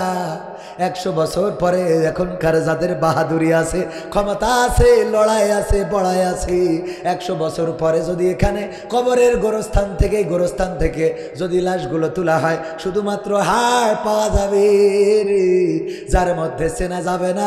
এইটা কবির বিন সামাদ, এইটা লুৎফুর রহমান, এইটা মুমতাজ মোল্লা সাহেব, এইটা আব্দুর রহমান, এইটা আব্দুল হামিদ।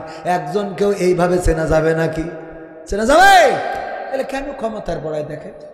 রূপের বড়াই করিস না রে, রূপ চিরদিন থাকে না। রূপের বড়াই করিস না রে, রূপ চিরদিন থাকে না, নিজের মুখটা দেখা একদিন হইবে তোমার যন্ত্রণা, নিজের মুখটা দেখা একদিন হইবে রে তোর যন্ত্রণা। চেহারার বড়াই কইরো না ভাই, রূপ চিরদিন থাকে না, রূপের বড়াই কইরো না বোন, চেহারা চিরদিন থাকে না, নিজের মুখটা দেখা একদিন হইবে তোমার যন্ত্রণা, নিজের মুখটা দেখা একদিন হইবে রে তোর যন্ত্রণা। সময় হইল বড় শিক্ষক, সব দিবে শিখাইয়া, সুখের জীবন থাকবে না রে, দেখবে না কেউ চাইয়া। সময় হইল বড় শিক্ষক, সব দিবে শিখাইয়া, সুখের জীবন থাকবে না রে, দেখবে না কেউ চাইয়া। মরার আগে মরবি রে তুই, জ্বালা সইতে পারবে না, মরার আগে মরবি রে তুই, জ্বালা সইতে পারবে না, নিজের মুখটা দেখা একদিন হইবে তোমার যন্ত্রণা, নিজের মুখটা দেখা একদিন হইবে রে তোর যন্ত্রণা। কিসের এত বড়াই তোমার মাটির দেহ লইয়া, ময়রা দেখো পোকা মাকড় শেষ করবে সব খাইয়া। কিসের এত বড়াই তোমার মাটির দেহ লইয়া, ময়রা দেখো পোকা মাকড় শেষ করবে সব খাইয়া। এই দুনিয়া ছাড়তে হবে, অহংকার আর কইরো না, এই দুনিয়া ছাড়তে হবে, অহংকার আর কইরো না, নিজের মুখটা দেখা একদিন হইবে তোমার যন্ত্রণা, নিজের মুখটা দেখা একদিন হইবে রে তোর যন্ত্রণা। ক্ষমতার বড়াই কইরো না ভাই, সে আর চিরদিন থাকে না, পাওয়ারের বড়াই কইরো না বোন, সে আর চিরদিন থাকে না, নিজের সে আর দেখা একদিন হইবে তোমার যন্ত্রণা। ঠিক না বে ঠিক? চেয়ার দেখেও যন্ত্রণা হয় না? হয় না?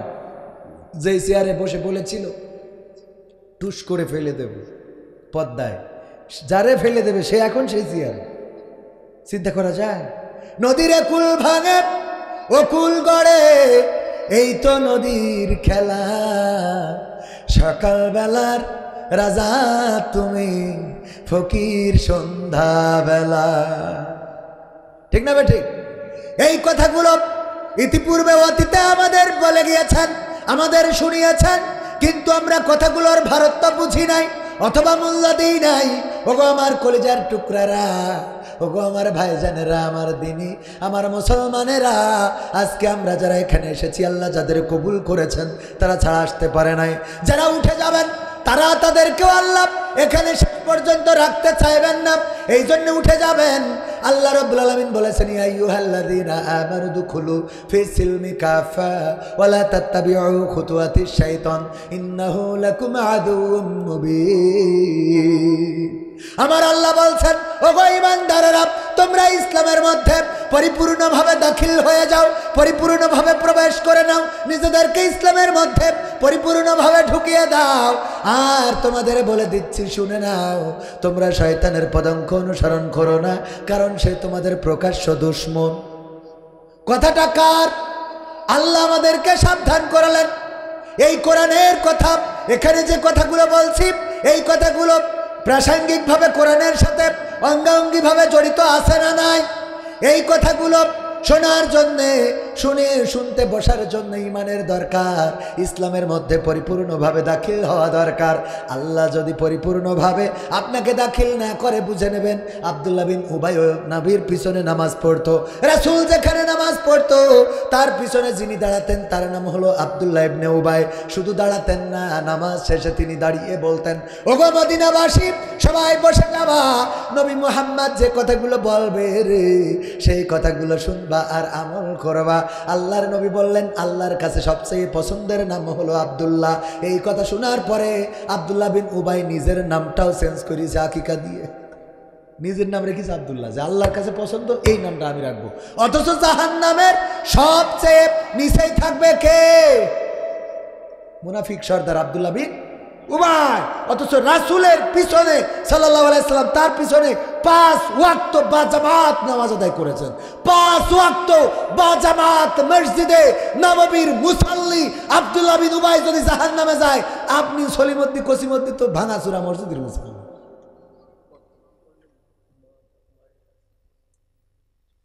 ওগো আমার ভাইরা, পর্দার অন্তরালে মা বোনেরা আছেন, যে ওয়াজগুলো কবরের জন্য বলছি সেগুলো মা বোনদের জন্যও প্রযোজ্য, ঠিক কিনা? চেহারার বড়াই ক্ষমতার বড়াই মা বোনদের জন্যও প্রযোজ্য, কারণ এই দেশে ক্ষমতার বড়াই নারীরা বেশি দেখাইছে, ঠিক না বেটে?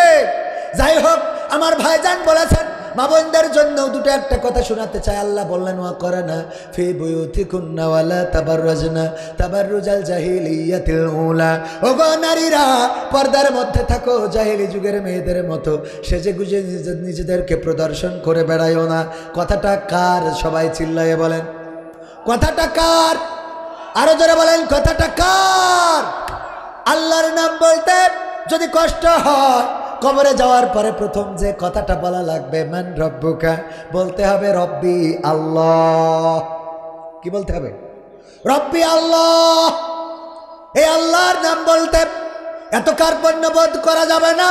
আমি বলি এই পৃথিবীর পরে আমি শুধু না, অনেকেই বলে যার কেউ থাকে না তার থাকে কে? বলেন কে?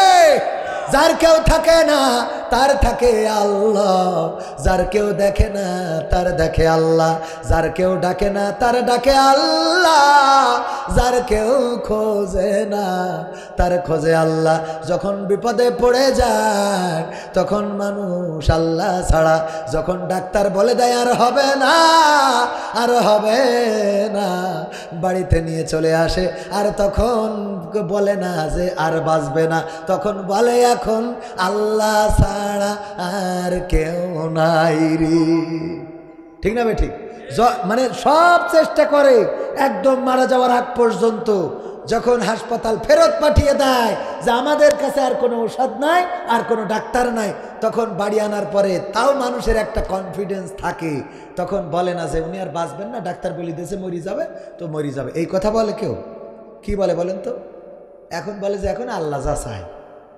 তার মানে সর্বশেষ ডাক্তারটাকে আল্লাহ যদি চাই ওই ক্যান্সার থেকে ফিরিয়ে দিতে পারেন, আল্লাহ যদি চাই প্যারালাইজ থেকে বাঁচিয়ে দিতে পারেন। আমি বলি আমার লুৎফর রহমান ভাই, আমার লুৎফুর রহমান ভাই সাহেব, হঠাৎ করে যদি উনি অসুস্থ হন, স্ত্রীকে ডাকতে গেলেও সময় লাগবে, স্ত্রীকে পাশে ডাকলো, ডাকার পরে ডাক্তার যদি ডাকতে হয়, গ্রামে যদি কোনো ডাক্তার থাকে সেই ডাক্তার ডাকতে গেলেও 10টা মিনিটের দরকার আছে না নাই? আছে না নাই? বিপদে পড়েছেন, কোনো মুসিবতে পড়েছেন, পৃথিবীর কেউ পাশে নাই, মানুষদের কাছে কারো কাছে যদি ফোন দিতে হয় মোবাইলটা বের করে নাম্বারটা বের করে কল দিতে হবে রে। কিন্তু আমার আল্লাহ এমন আল্লাহ, আপনি রাতের অন্ধকারে বিপদে পড়েছেন, আপনি দিনের আলোতে বিপদে পড়েছেন, আপনি ফাঁকা প্রান্তরে বিপদে পড়েছেন, আপনি কোনো জুলুমের মধ্যে পড়ে গিয়েছেন, এই মুহূর্তেও যদি কাউকে পাশে পেতে চান, শুধুমাত্র আল্লাহ ছাড়া আপনার ডাক শোনার মতো কেউ থাকে না। 1 সেকেন্ডের মধ্যে ডাকা যায় আল্লাহ আল্লাহ, ওগো আল্লাহ, বড্ড বিপদে পড়েছি, পেটের যন্ত্রণা, বড্ড বিপদে পড়েছি, কত কষ্ট কত মুসিবত। আল্লাহকে ডেকেছে যারা আল্লাহকে পেয়েছে তারা, আল্লাহকে খুঁজেছে যারা আল্লাহকে পেয়েছে তারা, আল্লাহকে বুঝেছে যারা আল্লাহকে পেয়েছে তারা, আল্লাহকে খোঁজেনি যারা নাস্তিক জালিম মুরতাদ হয়ে গেছে তারা, ঠিক না বেঠে? আল্লাহকে ডাকবেন, আল্লাহকে খুঁজবেন, আল্লাহকে পাবেন। আল্লাহর নাম নিতে কার্পণ্যবোধ করা যাবে না। রাতের অন্ধকারে যখন আপনি ঋণগ্রস্ত হয়ে পড়েছেন, আপনার সন্তান নাই, আপনার সন্তান কথা শোনে না, আমার মা বোনেদের স্বামীদের সাথে স্ত্রীদের মিল মহব্বত নাই, স্বামী ভুল পথে চলে, অন্যায় করে, অবিচার করে, জেনা করে, ব্যভিচার করে, স্ত্রীর সাথে খারাপ আচরণ করে, বাবাকে বললেও বাবা শুনতে চায় না, মাকে বললে মা বলে ধৈর্য ধরো, শ্বশুর শাশুড়িকে বললে আমার ছেলের নির্যাতন এতটুকু সহ্য করতে পারো না, তোমার সংসার করার দরকার নাই, এমনভাবে কেউ সহযোগিতা করে না। কিন্তু যদি কেউ তাহাজ্জুদের যায় নামাজে মাথাটা আল্লাহর কাছে নুইয়ে দেয় আর চোখের পানিটা আল্লাহর কাছে ছেড়ে দেয়, ওগো আমার রব, আমার স্ত্রী কথা শোনে না, আমার স্বামী কথা শোনে না, আমার স্বামী ভালোর পথে চলে না, আমার স্বামী অন্যায় করে, অবিচার করে, ব্যভিচার করে, ওগো আল্লাহ তুমি যদি চাও তাইলে আমার স্বামীকে হেদায়েত নসিব করে দিতে পারো, তাহাজ্জুদের যায় নামাজের পানি আল্লাহর কাছে কবুল হয়ে যেতে পারে। বলেন সুবহানাল্লাহ। একজন ব্যক্তি ছিল, কন্যা সন্তান, একটা দুইটা তিনটা করে চারটা পাঁচটা হয়ে গেছে। 4 নম্বর কন্যা সন্তান হয়ে যাওয়ার পরে 5 নম্বর কন্যা সন্তান, 5 নম্বর যখন পেটে গর্ভবতী স্ত্রী বলল, তোমার যদি এবার কন্যা সন্তান হয় তাইলে কিন্তু তোমার আমি রাখবো না, তোমার সংসার করা হবে না, বাড়ি থেকে বের করে দেব। ওই নারী চিন্তা করলো, আরে সন্তান তো আমি বানানোর কোনো ক্ষমতা আছে নাকি? আল্লাহ বলেছেন আমি যাকে চাই তাকে ছেলে দিই, যাকে চাই তাকে মেয়ে দিই, যাকে চাই তাকে ছেলেও দিই, মেয়েও দিই, আর যাকে চাই তাকে কিছুই দিই না। ইখতিয়ার কার? আল্লাহ যাকে চান ছেলে দেন, মেয়ে দেন, কাউকে শুধু ছেলে, কাউকে শুধু মেয়ে, কাউকে ছেলে মেয়ে ভাজিয়ে দিয়েছেন, আর কাউকে কিছুই দেননি। ওগো আমার ভাইয়েরা, 4 নম্বর সন্তান, 5 নম্বর গর্ভে ওই স্ত্রী, ওই রমণী বলল, হে রব, আমি কি করে বাঁচবো? আমার তুমি সন্তান দাও, কন্যা হয়, আর আমার স্বামী আমার উপরে নির্যাতন করে, জুলুম করে, আমার তো সন্তান বানানোর ক্ষমতা নাই, তোমার পরে আমি সন্তুষ্ট, তুমি যেটা চাও সেটা দিতে পারো। 5 নম্বর সন্তান, সেটাও হলো কন্যা। আবার জুলুমের মাত্রা বেড়ে গেল। 6 নম্বর সন্তান, তখন আরো জুলুমের মাত্রা বাড়িয়ে দিল, এবার তোমার অবশ্যই পুরুষ সন্তান হতে হবে, আমি একটা ছেলে সন্তান চাই, আমার যেন দুনিয়ায় একজন বংশের বাতি থেকে যায়, এটা তোমার করে দিতে হবে। 6 নম্বর সন্তানও হলো কন্যা সন্তান। 7 নম্বর যখন গর্ভে, তখন বলল, এটা তোমার লাস্ট চান্স, আর কোনো চান্স দেয়া হবে না। আর নির্যাতন তো করেই স্বামী, সেই নির্যাতনের মধ্যে আল্লাহর ডাকা ছেড়ে দেয় নাই ওই রমণী, ওই স্ত্রী আল্লাহকে ডাকা ছেড়ে দেয় নাই, আল্লাহকে ডেকে বললেন, ওগো রব, আমার তোমার প্রতি কনফিডেন্স আছে, তোমার প্রতি বিশ্বাস আছে, তুমি আমার পরে এমন কোনো বোঝা চাপাও না যেটা আমি বইতে পারবো না, আমি যতদিন বইতে পারবো তুমি যেই বোঝা দাও আমি বহন করতে আপত্তি নাই। ওগো রব, তুমি যদি চাও ছেলে দিতে পারো, তুমি যদি চাও মেয়ে দিতে পারো, আর তুমি যদি চাও আমার স্বামীকে হেদায়েত করে দিতে পারো। ওই স্বামী রাতের অন্ধকারে স্বপ্নে দেখছেন পরকালের ময়দানে, হাসরের মাঠে দাঁড়িয়ে গিয়েছে, কিয়ামতের ময়দান, হাসরের ময়দান কায়েম হয়ে গেছে, তার বিচার ফয়সালাও হয়ে গেছে, আমলনামা বাম হাতে পেয়েছে, মিজানের পাল্লা বাম দিকে ভারী হয়েছে। যখন জাহান্নামে যাওয়ার চূড়ান্ত সিদ্ধান্ত হয়ে গিয়েছে, ফেরেশতারা টেনে নিয়ে যাচ্ছে, যখন প্রথম জাহান্নামের দরজার কাছে গেছে, যে দেখে যখন জাহান্নামে ধাক্কা মেরে দেবে, ওই জাহান্নামের দরজায় বড় মেয়েটা দাঁড়ানো।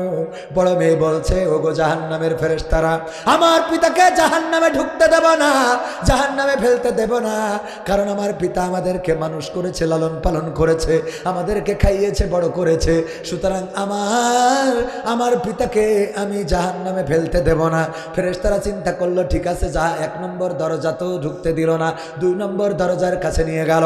2 নম্বর দরজায় গিয়ে দেখে মেজে মেয়ে দাঁড়ানো, বলছে, আমার পিতাকে এই দরজা দিয়ে জাহান্নামে প্রবেশ করতে দেব না, কারণ আমরা পৃথিবীতে আসার পরে আমার বাবাই আমাদেরকে লালন পালন করেছে, বড় করেছে, মানুষ করেছি।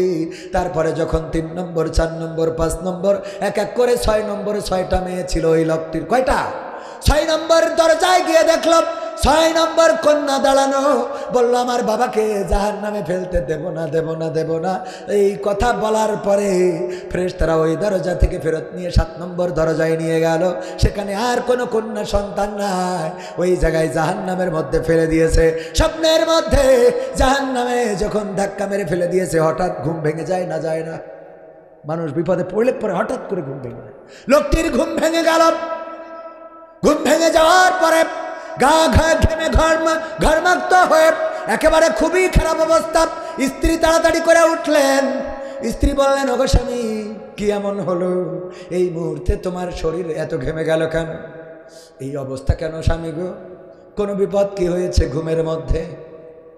স্বামী বলল, গো আমার স্ত্রী, তোমার কাছে চাওয়া আর কিছু না, গর্ভে যে সন্তানটা আছে এই সন্তানটা যেন কন্যা সন্তান হয়, এই সন্তানটা যেন কন্যা সন্তান হয়। স্ত্রী জিজ্ঞাসা করলেন, কি কারণ? তুমি এতদিন ধরে একটা পুত্র সন্তানের জন্য আমারে কত মারলা, কত পিঠাইলা, কত নির্যাতন, অথচ সন্তান দেওয়ার মালিক আল্লাহ, তিনি যেভাবে চান সেভাবে দেন। যাকে চান তাকে মেয়ে দেন, যাকে চান তাকে ছেলে দেন, যাকে চান তাকে ছেলেও দেন মেয়েও দেন, আর যাকে চান তাকে ফাটখুড়ো করে রাখেন, নিঃসন্তানই করে রাখেন। বাবা ডোকা ডাক শোনার সৌভাগ্য হয় না, মা ডাক শোনার সৌভাগ্য হয় না। কি এমন ঘটে গেল আমার স্বামী? স্বামী বর্ণনা করলেন, আমি স্বপ্নে দেখলাম হাসরের ময়দান আমারে জাহান্নামে ঠেলে ফেলে দেয়, সব জাহান্নামের দরজায় আমার কন্যারা দাঁড়ানো আমার হেফাজত করার জন্য, শুধুমাত্র 7 নম্বর জাহান্নামের দরজায় আমার সন্তান নাই। এখন আমি চাই আমার 7 নম্বর সন্তানটাও যেন কন্যা সন্তান হয়ে যায়, যেন সে আমার ওই 7 নম্বর জাহান্নামের দরজায় ও যেন দাঁড়িয়ে থেকে আমাকে রক্ষা করে।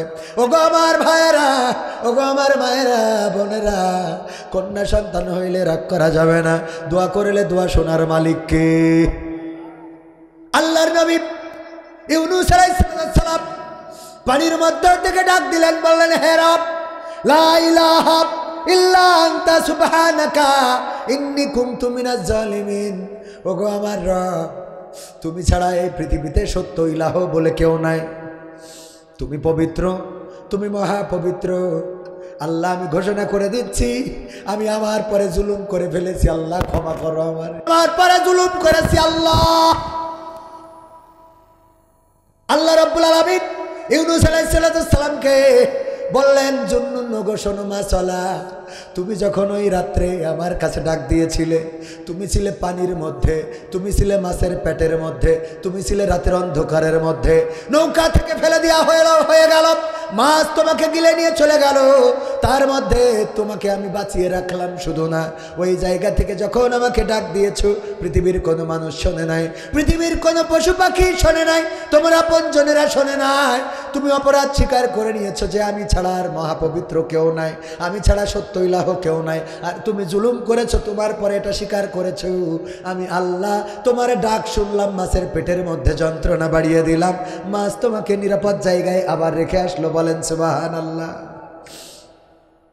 ইব্রাহিম আলাইহিস সালাম বললেন, ইয়া বুনাইয়া ইন্নী আরা ফিল মানামি আন্নী আযবাহুকা ফানজুর মাযা তারা।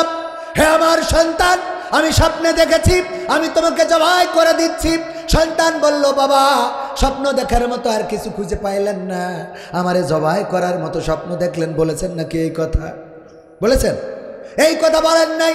সন্তান বললেন, ক্বালা ইয়া আবাতি ফাআল মা তুমারু সাতাজিদুনি ইনশাআল্লাহু মিনাস সাবিরিন। ওগো আমার বাবা, ইয়া আবাতি, ওগো আমার বাবা, আপনি যেটা স্বপ্ন দেখেছেন সেটা বাস্তবায়ন করেন। আমি আল্লাহর জন্য জবাই হতে কোনো আপত্তি নাই, আমি জবাই হতে রাজি আছি আল্লাহর জন্যে। আপনি অবশ্যই আমাকে ধৈর্যশীল হিসাবে পেয়ে যাবেন। ছুরি চালানো শুরু করে দিলেন। বলেন দেখি, ছুরিতে কাটতে পেরেছে নাকি? পেরেছে না? ছুরিতে কাটতে পারে নাই, কারণ নিবেদিত ছিল কার জন্যে? কার জন্যে? আল্লাহর জন্য। শয়তান এসে বলল, ওগো ইসমাইল, জানো নাকি তোমারে কই নিয়ে যায়? কই না, জানি না, এতটুকু জানি আব্বা কোনো আত্মীয়ের বাড়ি অথবা কোনো দরকারে নিয়ে যাচ্ছে। বলল, না না, তোমারে নিয়ে যায় জবাই দেওয়ার জন্যে। মা বোনেরা, এই অস্ত্র আপনাদের জানা দরকার, কেমন সন্তান গড়ে তোলা দরকার। যেই ইসমাইল ছিল মরুর প্রান্তরে, কোনো পরিবার ছিল না, সংসার ছিল না, কোনো মানুষ সমাজ ছিল না, কোনো গাছ ছিল না, পাখি ছিল না, পশু ছিল না। এই মরুর প্রান্তরে শুধুমাত্র মা হাজেরা আর ইসমাইল, আর কেউ কি ছিল? আর কেউ ছিল না। পানি নাই, খাবার নাই, গাছ নাই, ঘর নাই, বাড়ি নাই, কিছু নাই, শহর নাই, নগর নাই। এর মধ্যে হাজেরা আলাইহিস সালাম এত সুন্দর করে সন্তানকে গড়ে তুললেন। পানির অভাবে ছাপা মারোয়া দৌড় দিলেন হাজিরা গেলে, এখনো ছাপা মারোয়া দৌড় দেওয়া লাগে, ছাই করা লাগে। ও আমার ভাইয়েরা, জমজম কূপের পানি তৈরি হয়ে গেল, ওসব ঘটনার মধ্যে যাওয়ার দরকার নাই। শুধু এতটুকু বোঝাতে চাই, মা বোনেরা আমার, সন্তানকে কেমন করে লালন পালন করতে হবে। হাজরা আলাইহিস সালাম সন্তানকে এমন শিক্ষা দিলেন, শয়তান এসে বলল, কোথায় নিয়ে যাই, তোমার আব্বা জানো নাকি? কয় না জানি না। তোমার আব্বা তো নিয়ে যায় তোমারে জবাই দিতে। কয় আব্বা কোনোদিন কি জবাই দিতে পারে? কয় তোমার আব্বার আল্লাহ বলেছে যেন তোমারে জবাই দেয়। কয় আমার আব্বার আল্লাহ তোমার কি? তার মানে তুমি শয়তান। আমার মার কাছে শুনেছিলাম এমন একজন শয়তান আছে যে ভালো কাজে বাধা দেয়, যে ভালো কাজে বাধা সৃষ্টি করে, যে ওয়াসওয়াসা দেয়, ধোঁকা দেয়। তুমি আমারে ধোঁকা দিতে এসেছো শয়তান, তোমারে চিনতে আমার কোনো অসুবিধা হয় নাই। পাথর ছুড়লেন, আজও হাজিরা পাথর ছোড়ে না। এই শিক্ষা কোথায় পেয়েছিল? মায়ের কাছে। কোথায় পেয়েছিল? মায়ের কাছে। মা কেমন শিক্ষা দিয়েছেন? বাবা নিয়ে যাচ্ছে, শয়তান কিডা, কিভাবে ধোঁকা দেয়, প্ররোচনা করে, সব শিক্ষা দিয়া শেষ। বাচ্চা শিশুরে নিয়ে যায়, সেই শিশু কয় শয়তান আমারে জবাই করবে, ধোঁকা দাও। তুমি পাইছাও কি? আমি তো আমার পিতা যা করবে। শুধু তাই না, কুরআনে আল্লাহ রেকর্ড করে দিয়েছে। আল্লাহ বলছে, সন্তান বলল, ক্বালা ইয়া আবাতি ফাআল মা তুমারু সাতাজিদুনি ইনশাআল্লাহু মিনাস সাবিরিন। আল্লাহ বলছে যে, সন্তান কত সুন্দর করে বলল যে, আব্বা আপনি স্বপ্নে দেখেছেন, কাজ সেরে ফেলেন, জবাই করেন, আপনি আমাকে আল্লাহর জন্য ধৈর্যশীল পাবেন। সুবহানাল্লাহ। আর আমরা সন্তান তৈরি করি, দেখ আমার ছেলে, বল পরিমণি, শাহরুখ খান, সালমান খান, ঐশ্বরিয়া রায়, কারিনা কাপুর, দেখেছিস? সবার নাম জানে। আর একটা মৌসুমীর কথা বা মৌসুমি বুবলি, গর্বের, প্রাউড ফিল করি। ঠিক না বেঠিক? বঙ্গবন্ধুর ড্রেস পরিয়েছে, বঙ্গবন্ধুর ভাষণ দেয় পিছনে হাত দিয়ে, ভাইরা আমার, প্রাউড ফিল করি। অথচ রাসূলের একটা হাদিস জানে না। বঙ্গবন্ধু কবরে যা, ও তো বিপদে, তোরও বিপদে ফেলবে। ঠিক না বেঠিক? যেমন সাজো, যেমন ইচ্ছা তেমন সাজো, সব এই সাজে সেই সাজে, রাসূলের আদর্শে নিজেকে সাজাও। মনে থাকবে?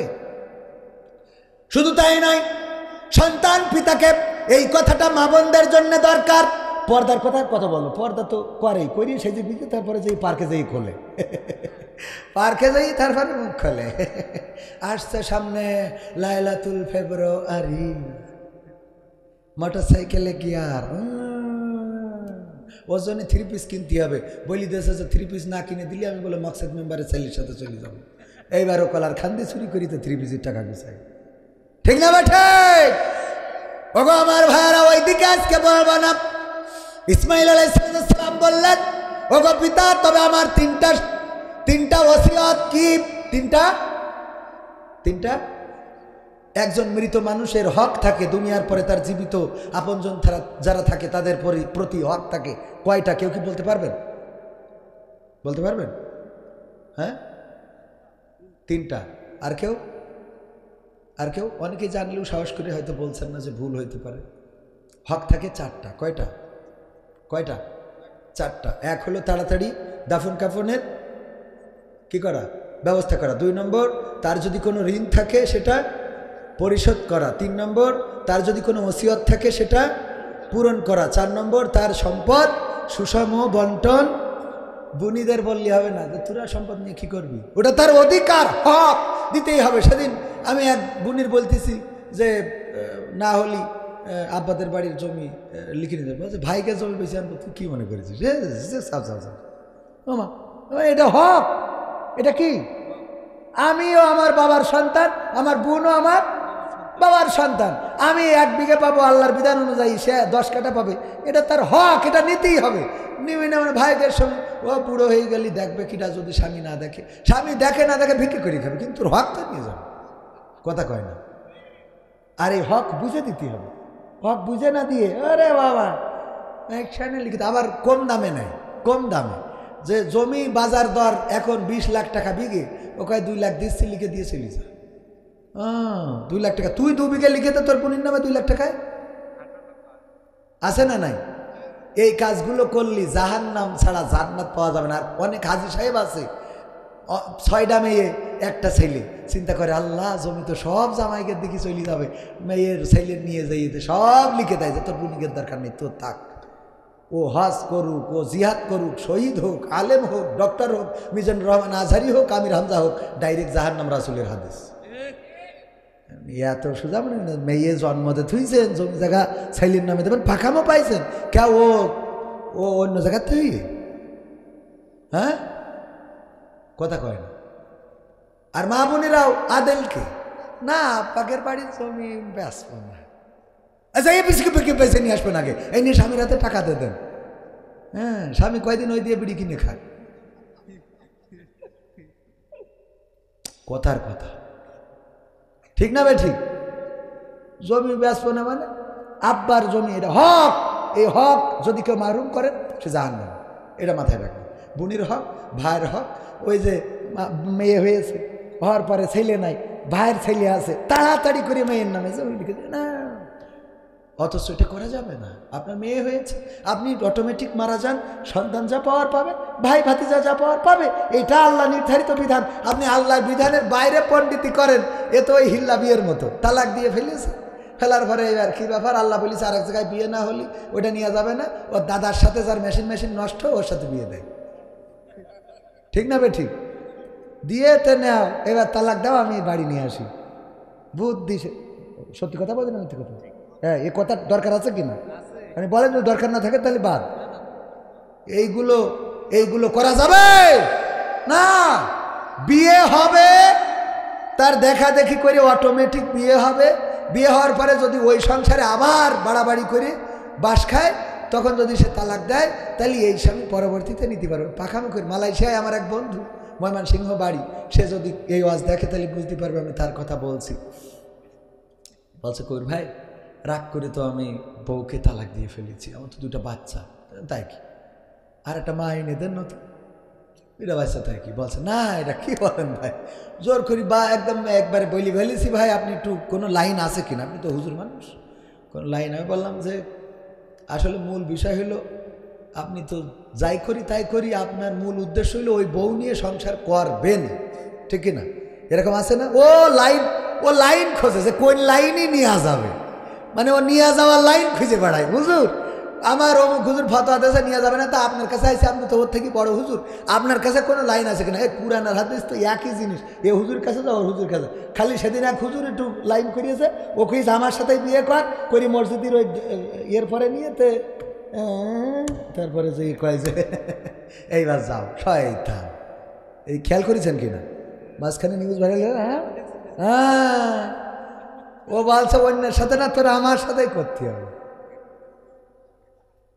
কত বড় খারাপের খারাপ, এগুলোর ইসলামের কোনো ভিত্তি নাই। তো সহজ শর্টকাট রাস্তা খুঁজছে। আমি বললাম যে ভাই, আমরা ফিকাহতে পড়েছি যে যারা হানাফি মাযহাবের অনুসারী বা হানাফি ইমামের মতামত নিয়েছে, এই মতামতকে ফলো করে, তাদের যদি কেউ একবারে 3 তালাক বলে ফেলে, তাইলে আমি ওর আগে জিজ্ঞেস করলাম আপনি কোন মাযহাবের লোক? আমি হানাফি মাযহাবের লোক। হানাফির পথটাকে, হানাফির দেখিয়ে যাওয়া ফতোয়াগুলোকে অ্যাকসেপ্ট করি।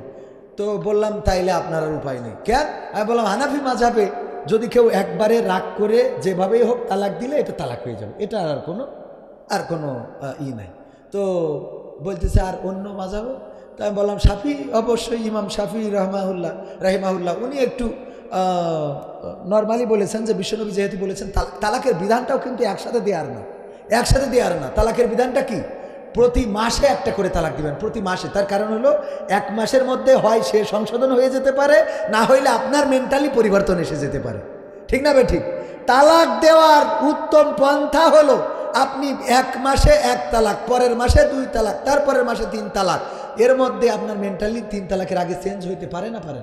চূড়ান্ত। আল্লাহ রাসূলের বিধানটা কত সুন্দর। আর আমরা যেই বাই উঠেছে আজকেই বিয়ে করতে হবে, দেখতে গেছে, দেখে পছন্দ হয়েছে, আব্বা বলছে চল তাহলে দিন ফেলাইছে, কিসের দিন ফেলাইনি, টু কর্মকর কি নিয়ে এসে আমি বসেই থাকলাম, ঠিক না বে ঠিক? আজকেই বিয়ে করে নিয়ে বাড়ি যেতে হবে, ওর আর থামার কায়দা না। আবার ছাড়ার সময়ও তা হয়ে গেছে কিছু রাগ, এই তোর তালাক, তোর মার তালাক, তোর ভাই, তোর 14 গোষ্ঠীর তালাক, একবারে 14 গোষ্ঠীর তালাক আছে না? না, এত মাথা গরম হয় কেন? এত গরম আসে কম? কিসের গরম আপনার? একবার প্যারালাইজড হলি, বোর মারা তো দূরের কথা, এক সাইড যদি বোর বলছে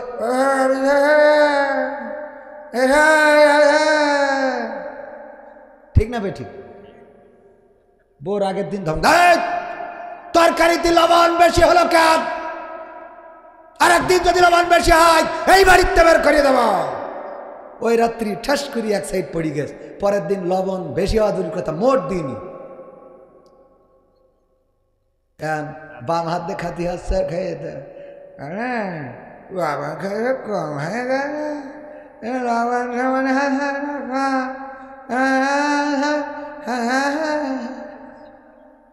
এক সাইড পড়ে গেলি শেষ। কিসির ক্ষমতা, কিসির বড়াই? এ পাশ তো শেষ, সাথে মেশিনও শেষ। লাভ আছে এই অহংকার করার? এই ইসমাইল এই কথা ও আল্লাহ শেষ। ভাইরা আমার মেন কথা হলো আমাদের ইসলামের পরে টিকে থাকতে হবে। খিচুড়িও রেডি না, ইসলামে থাকতে গেলে তাবারকও খাতে হবে, ঠিক না? খাইতে রাজি কিটা কিটা দেখি? আল্লাহ রাজি। খাওয়া যাবে না? তাবারক বরকতের খাবার, হাত তোলেন। আলহামদুলিল্লাহ আলহামদুলিল্লাহ। এই তাবারকের পিছনে খরচ আছে না নেই? খরচ আছে। আমিও ব্যক্তিগতভাবে একটু খরচে সহযোগিতা করতে চাই, আপনাদের কাছে একটু সহযোগিতা চাই। এই মাহফিলের প্যান্ডেল, লাইট, মাইক, প্রচার সব কিছুর জন্যে অনেক খরচ। আমি ব্যক্তিগতভাবে এই মাহফিলের খরচের জন্য যতটুকু পারলাম আমি শরিক হলাম। আপনাদের কাছেও আমি চাই, হুজুর ও আমার মরমিয়া দরদিয়া কোথায় গেলে হিয়ানিয়া গানটা শুনতে চাই, শোনাবো।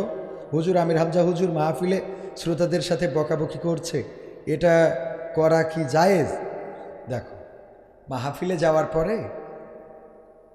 যাওয়ার পরে আমির হামজা ভাই ইদানিং একটু রাগারাগি করেন, ক্যামেরাম্যান, ইউটিউবার বা মাইক্রোফোন এইগুলো নিয়ে একটু দেখেন কিনা, চোখে পড়ে কিনা। আসলে ওনার জেলখানায় রেখে জীবনটাকে অতিষ্ঠ করে ফেলা হয়েছে। মানসিকভাবে মেন্টালি টর্চারিং করার পরে অনেক মানুষ বিকৃত হয়ে যায় না? দেখবেন যে খুব চতুর একজন মানুষ, খুব চালাক একজন মানুষ, বারবার বক করা মানুষ, সবসময় হাসা মানুষ, জেলখানায় গিয়েছে বা নির্যাতনের শিকার হয়েছে, বউ চলে গিয়েছে, কোনোভাবে মেন্টালি একটা প্রেশারের কারণে দেখা যায় এই মানুষটা চুপ হয়ে যায়, নীরব হয়ে যায়। এরকম আছে না? দেখা যায় যে মানুষটা সবচেয়ে বেশি আনন্দ দিত সেই মানুষটা এখন হাসে না, সেই মানুষটা এখন কথা বলে না। এরকম হয় না? এরকম হয়। আমির হামজা ভাই জেলখানায় যাওয়ার পরে 3টা বছরে ওনার যে টর্চারিং করা হয়েছে, সেই টর্চারিংয়ের কারণে উনি মেন্টালি কিছুটা খারাপ অবস্থার মধ্যে রয়েছেন। ডাক্তার বলেছে রাত 10টার পরে ওনাকে ঘুমাতেই হবে, 10টার মধ্যে।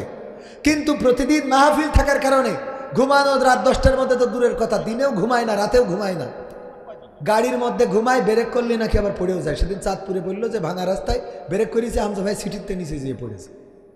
তো এই অবস্থা হয় মুহতারাম মুফতি আমির হামজা হাফিজাউল্লাহ ভাইয়ের। এরপরেও মাহফিল 3টা-4টা করে প্রতিদিন। অনেকেই বলে যে ভাই 3টা-4টা করে মাহফিল করে কেন? করে তো আপনার জন্য। আপনি বলেন হুজুর যাই করে হোক তাই করে হোক আমার একটা ডেট দিতেই হবে হুজুর, না হলে মান সম্মান থাকছেন। এরকম আছে না? আছে মানে কি? আজকে আমার একটা ডেট বন্ধ হয়েছে বগুড়ায় 31 জানুয়ারি। ফোন তো ঠিক মতো ধরেই না, তার মধ্যেও ফোন ধরেছি। 3টা গ্রুপে একটা ডেট নিয়ে টানাটানি, চাঁপাইনবাবগঞ্জ থেকে, আমাদের যশোরের চৌগাছা থেকে, আমাদের চুয়াডাঙ্গার কোটচাঁদপুর থেকে। কোটচাঁদপুর পাওয়ার পরে বাকি 2 গ্রুপ বলতেছে আপনার, আমরাও বললাম যে এই ডেটটা নেবো, আপনি দিয়ে দিলেন কেন? আপনি আমাদের বেইজ্জতি করেন না। বললাম ডেট একটা, 3 কাস্টমার, আমি যাবো কেন? রমজানের আগ পর্যন্ত তো নেই, রমজানের পরেও 15-20 দিন ঝড় বৃষ্টি, এর মধ্যেও ডেট ফাঁকা নেই। এখনো তো বাইরের প্রোগ্রাম, দেশের বাইরের প্রোগ্রাম, সেগুলো বাকি। আমার মতো হতভাগা, নগণ্য, অধম, কথা বলতে জানি না, তাই যদি এই অবস্থা হয়, উনাদের অবস্থাটা কি? তো মানুষ এই চাপাচাপি করে, প্রোগ্রামও বেশি রাখা লাগে। রাখতে যেয়ে মেন্টালি 2টা-3টা প্রোগ্রাম করলে, বারবার বগর করলে মাথা এমনি গরম হয়ে যায়। হয় না? এগুলো আমাদের একটু বোঝা দরকার, আমরাও মাথায় রাখা দরকার যে আমরা মাহফিল একটু কম করে নিয়ে আসি। এবং মুহতারাম মুফতি আমির হামজা ভাইকে আমি সরাসরি বলেছি যে ভাই একটা করে প্রোগ্রাম করেন দিন, এবং সেই প্রোগ্রামটা মানসম্পন্ন করেন। তার পরিবারকেও বুঝিয়েছি, তার সাথে থাকা পিএসকে বুঝিয়েছি, এবং আমাদের আমির হামজা ভাইয়ের একমাত্র শ্যালক আবু বকর সিদ্দিক হাফেজ, আমি তাকেও বলেছি যে ভাইকে যে কোনোভাবে, এবং আগামী বছর উনি সিদ্ধান্ত নিয়েছেন একটা উপজেলায় 1টার বেশি প্রোগ্রাম করবেন না। এটা যদি করেন তাহলে উনি মেন্টালি ফ্রেশ থাকবেন। একটা মাহফিলে সেই যে এখন আমি এখানে আছি, আমার কোনো দোটান নেই, আমি যদি 2টা 3টা মাহফিল নিতাম, এক জায়গা থেকে করে এখানে আসতে হতো, আবার এখান থেকে করে আরেক জায়গায় যাইতে হবে। তার মানে আমি মন খুলে আপনাদের সাথে কথা বলতে পারতাম? কথা কয় না, পারতাম না। এই জন্য এগুলো মাথায় রাখতে হবে। আর একটা সঙ্গীত শুনতে চেয়েছে, সঙ্গীতটা শুনিয়ে দোয়া মোনাজাত করে দেব। গোছালো কথাবার্তার মধ্যে যতটুকু ভালো বলেছি আল্লাহর শুকরিয়া, ভুলগুলো আল্লাহর কাছে ক্ষমা চাই। আমার যুবকদের জন্য নসিহা, অবশ্যই যুবকেরা 5 ওয়াক্ত নামাজ বা জামাত আদায় করতে হবে ইনশাআল্লাহ। 2 নম্বর নসিহা হলো দাড়িটাকে কামানো যাবে না, দাড়িটাকে সংরক্ষণ করতে হবে, শেভ করা যাবে না, শেভ করতে হবে। 3 নম্বর নসিহা হলো টাকনুর উপরে কাপড় পরতে হবে। কিসের উপরে? আপনি প্যান্ট পরেন, শার্ট পরেন, যা পরেন মনে চাই পরেন, কিন্তু কাপড়টা অবশ্যই টাকনুর উপরে থাকবে। প্যান্টটা, লুঙ্গিটা টাকনুর উপরে পরতে হবে, মনে থাকবে ইনশাল্লাহ। 4 নম্বর কাজ হলো সৎ কাজের আদেশ দিবেন। যেখানে মানুষ পাবেন সেখানেই বলবেন, ভাই ভালো কাজটা করেন, সৎ কাজটা করেন, নেক কাজটা করেন। এটা করার জন্য বিএনপি করা লাগে না, জামাত করা লাগে না, এটা করার জন্য হেফাজত করা লাগে না, তাবলীগ করা লাগে না। এটা করার জন্য আপনি মুসলমান হয়েছেন, এতটুকুই যথেষ্ট। ঠিক না বে ঠিক? আপনি মুসলমান। ওমান আহসানু কওলাম মিম্মান দাআ ইলাল্লাহ ওয়া আমিলা সলিহা ওয়া ক্বালা ইন্নানি মিনাল মুসলিমিন। তার কথার চেয়ে আর উত্তম কথা, ভালো কথা কার হতে পারে যে নিজে ভালো কাজ করে, অপরকে ভালো কাজের জন্য ডাকে, আহ্বান করে, আর মুখে ঘোষণা করে আমি একজন মুসলমান। বলেন সুবহানাল্লাহ। এই কাজটা কি করা যাবে যুবকেরা আমার? শুধু যুবক না, সবাই করবেন। বিশেষ করে আমি যেহেতু যুবকরা বড্ড বেশি ভালোবাসে, যুবকদের ব্যাপারে আমি এটা বলে থাকি। এরপরে 5 নম্বর কাজ, অসৎ কাজ যেখানে বাধা দিতে হবে সেখানে, মনে থাকবে। ডিজে কুপাকুপি করে, আছে না নাই? বিয়েতে ডিজে, মুসলমানিতে ডিজে, জন্মদিনে ডিজে, বাজাই না। আমি বলেছি আমার যুবকেরা, ওই লোকটা যেদিন মারা যাবে, ওর মারা যাওয়ার দিন নিজের টাকায় ভাড়া করে ডিজে বাজাইতে হবে, মনে থাকবে। যেই ব্যক্তির মুসলমানি নুনু কাটার দিন ডিজে, যেই ব্যক্তির গালে ভাতের দিন ডিজে, যেই ব্যক্তির ওই যে কি করে জন্মদিনই কেক কাটার দিন ডিজে, আছে না নাই? ডিজে বোঝে না? কি বোঝো ওটা? হ্যাঁ, ওটা কি বোঝো? ওই যে ড্যান্স না, ওই যে ডেকে এখন বাড়ি হয়, ওটারে বলে ডিজে পার্টি। কি পার্টি? আরে বাবা, গাড়ি কে, আর ওর সাথে বাচ্চারা পর্যন্ত তাল উঠেছে, বাড়ি। ঠিক না বে ঠিক? আর মহিলারা তো আছেই। আরে বাবা, যদি বিদেশে থাকে তাহলে তো একেবারে ক্ষুধার খাসি।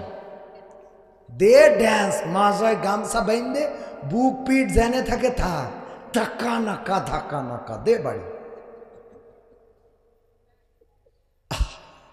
এই সত্য বলছি না মিথ্যা বলছি? কবেন হুজুর এগুলো দেখেছেন করে? সব আমার চোখের সামনে পড়িনি, আপনি তাই মনে করেন? হ্যাঁ, হুজুর বিশাল পরেশগার, ওর সামনে এসব পড়ে না। ও হুজুর বুঝলে শয়তান আটকে রাখে, ফেরেশতারা বন্ধ করতে হয়, কথা কয় না, বন্ধ করে রাখে। এত বড় হুজুর এখনো কবি মিসাদ হয়নি, ফেরেশতারা বন্ধ করে রাখে। যা এই দুনিয়ায় ঘটছে তা আমার সামনেই ঘটে, ঠিক না? ঠিক। সুতরাং জাহান্নামের পথে হেঁটেন না। যদি কোনো বিয়েতে ডিজে বাজে, ওই বাড়ির জানা যায়, ওই বাড়ি কেউ মারা গেলে আমি বলেছি টাকা যা লাগে দেবো আমি, আমার টাকায় ওখানে ধুমধামাক্কা বাড়ি হবে,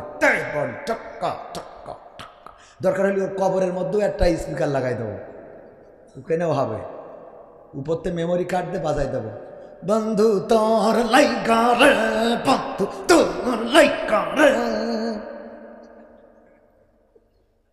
ঠিক আছে তো? এগুলো করার দরকার আছে না নেই?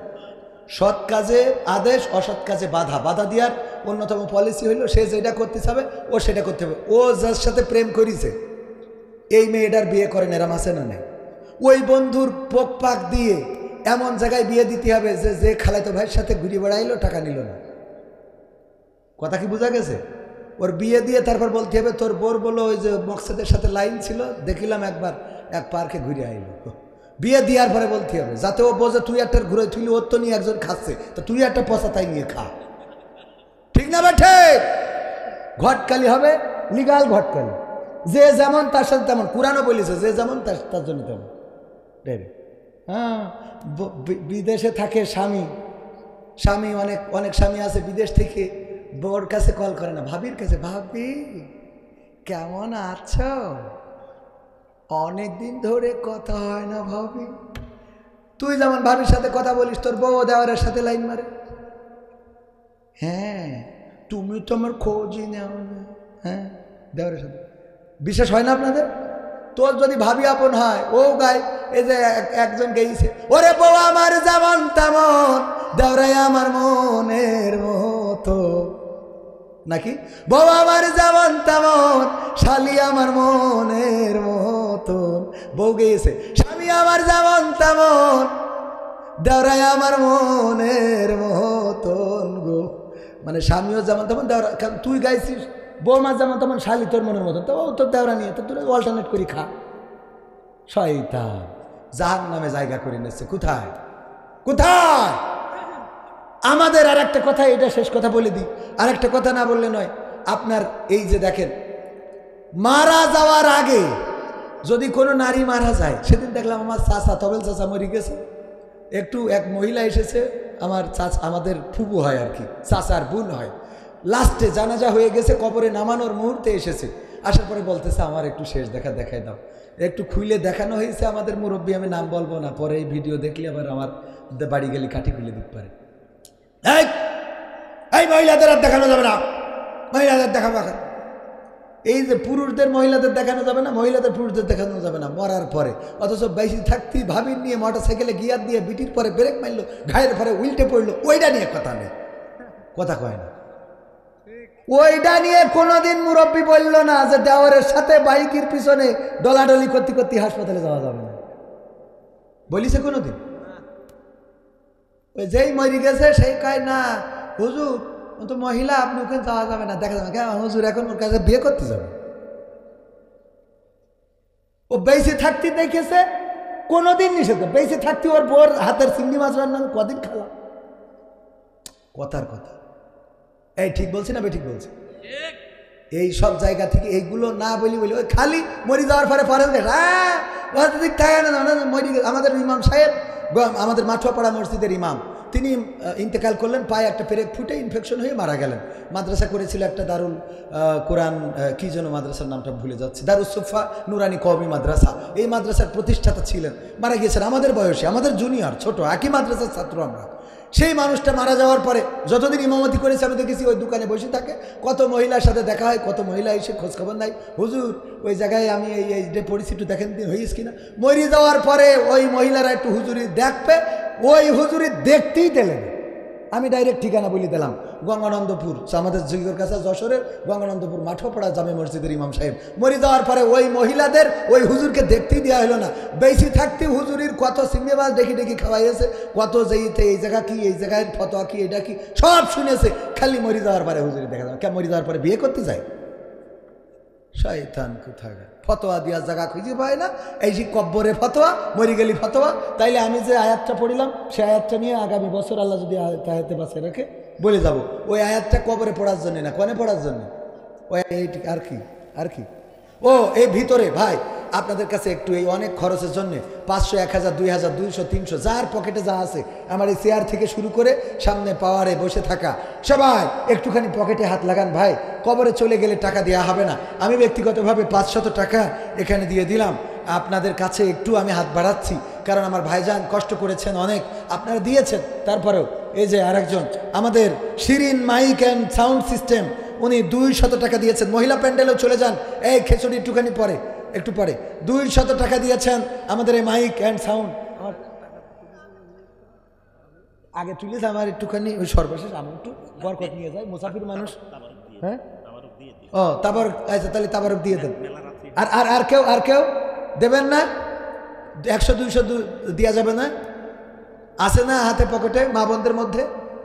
একটু ভিতরে গেলি মনে হয় দেবে। আপনারা তো এখান থেকে সামনে থেকে আমার যুবকেরা 2-1 জন জানতো, যান একটুখানি পকেটে যা আছে, গোলাম রব্বানি বললো যা আছে পকেটে দিয়ে দেন, প্যাকেটে 1-2 প্যাকেট আকিস বিড়ি দিয়ে লিখে দিয়ে, হুজুর আমার শেষ সম্বল ছিল 2 প্যাকেট আকিস বিড়ি, আমার দাবি হলে 1 প্যাকেট আপনি কমিটি দিয়ে দেবেন আর 1 প্যাকেট আপনি খাবেন। মাহবুব ভাই বাচ্চা মানুষ, মাহবুব 100 টাকা দিল, আল্লাহ দানকে কবুল করনে, খায়াত দাও। মহিলাদের হয়ে গেছে মাশাআল্লাহ, ওরা লেডিস ফার্স্ট। বাবলু মোল্লা তার ছেলে হাফেজি পড়ে, 500 টাকা দিল, আল্লাহ দানকে কবুল করো, আমি মুসাফির মানুষ। 500, 100, 2000, 1000 টাকা তেমন কিছু নয়, 100, 200 কোনো যুবকেরা যদি দিতে চান দিতে পারেন। ওগো আমার ভাইরা, আপনাদের কাছে অনুনয় বিনয় করে একটু দাবি জানাচ্ছি, আমার একজন যুবক মানুষ 100 200 300 ডেকোরেটর মিস্ত্রি সরাব আল্লাহ 200 টাকা দান করলো, দানকে কবুল করে নাও। ফয়সাল আহমেদ কিশোর মানুষ, তরুণ মানুষ, ছাত্র মানুষ 500 টাকা দিয়ে গেল, আল্লাহ দানকে কবুল করে নাও। লেখাপড়ায় কামিয়াবি দান করে দাও আল্লাহ, মানুষের মতো মানুষ করে গড়ে দাও। আপনজন যারা কবরে ক্ষমা করে দাও। তারপর আমার চাচা যান আলহাজ আকবর আলী সাহেব কাবার মেহমান হয়েছিলেন, 200 টাকা দিলেন, আল্লাহ কবুল করো। শাহাদুল 500 টাকা, আম্মা মারা গিয়েছেন, আল্লাহ কবরটার জান্নাতের বাগান বানাও। আল্লাহ আপনজন যারা পৃথিবীতে বেঁচে আছে তুমি দয়া করে তাদের নেখায়াত দিয়ে দাও। ওগো আমার ভাইয়েরা 500 100 2000 1000 সন্তানের নামে মা বাবার নামে যদি দিতে পারে আল্লাহ সওয়াব পৌঁছে দেবেন কবরে। কিরা মনির মুয়াজ্জিন 100 টাকা, আল্লাহ দানকে কবুল করো, মনের নেক মাকসাদ পুরা করো, আপনজনদের কবুল করে নাও। আমার ভাইয়েরা তাবারক নিয়ে চলে যাবেন না, মোনাজাত হবে তারপরে চলে যাবেন। ভাইয়েরা আর কেউ কিছু দিলে দিতে পারেন, না দিলে মোনাজাতের দিকে আগাবো। আমার ভাইজান চাদর, আমার ওই যে সাদা চাদর আপনাদের কাছে গিয়েছে, যার যা আছে পকেটে দিয়ে দেন প্যাকেটে। ভাইয়েরা একটু আল্লাহর রাস্তায় কোরআনের জন্য, কোরআনের পথে আমার চেয়ারে বসে থাকা মানুষগুলো যদি কেউ দিতে চান দিতে পারেন। আছেন আর দেওয়ার মতো আর আছেন? ও আমার মরমিয়া দরদিয়া কোথায় গেলে হিয়ানিয়া, ফিরে তো আর এলে না।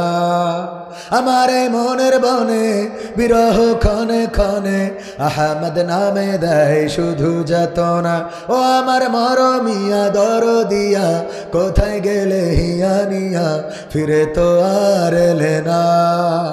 আমার মনের বনে বিরহ ক্ষণে ক্ষণে আহমদ নামে দেয় শুধু যাতনা।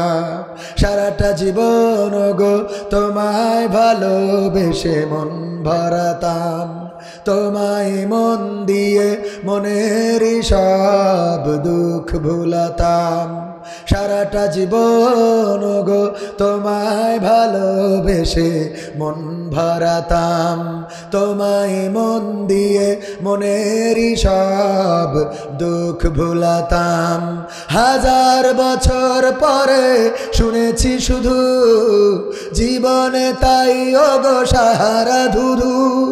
1000 বছর পরে শুনেছি শুধু জীবনে তাই ওগো সাহারা ধুধু। সবাঙিনায় গো তুমি কামনা, ও আমার মরমিয়া দরদিয়া কোথায় গেলে হিয়ানিয়া, ফিরে তো আর এলে না।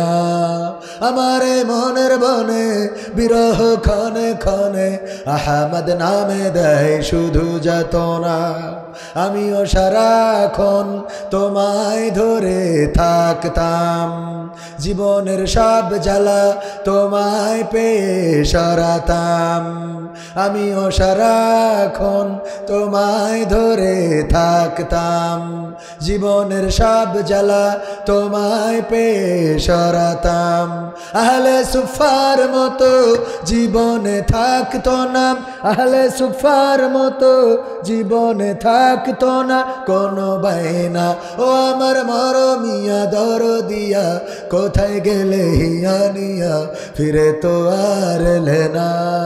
আমার মনের বনে বিরহ ক্ষণে ক্ষণে আহমদ নামে দেয় শুধু যাতনা। আলহামদুলিল্লাহি রাব্বিল আলামিন। রব্বানা যালামনা أنفسنا وإن لم تغفر لنا وترحمنا لنكونن من الخاسرين. ربنا آتنا في الدنيا حسنة وفي الآخرة حسنة وقنا عذاب النار. والله গভীর রাত তোমার বান্দাদের নিয়ে দুখানি শূন্য হাত তুলে দিয়েছি। এই শীতের রাত, এত রাত পর্যন্ত যে বান্দাগুলো আল্লাহ চেয়ারে বসে আছে, চটের উপরে বসে আছে, কেউ দাঁড়িয়ে আছে, কেউ দূরে আছে, আল্লাহ তোমার কোরআনের কথা শোনার জন্য এতক্ষণ পর্যন্ত যারা বসেছিল তুমি দয়া করে সকলকে তোমার শাহী দরবারে কবুল করে নাও। ওগো আল্লাহ, আমরা যারা হাত তুলেছি আমাদের জীবনের গুনাহগুলো মাফ করে দাও। জীবনে এমন অনেক গুনাহ আছে যেই গুনার খবর মা জানলে বাড়িতে ভাত রান্না করে খাওয়াতো না, বাবা জানলে বাড়িতে ঢুকতে দিত না, সন্তানরা জানলে বাবা বলে ডাকতো না, স্ত্রী জানলে সংসারটা টিকতো না।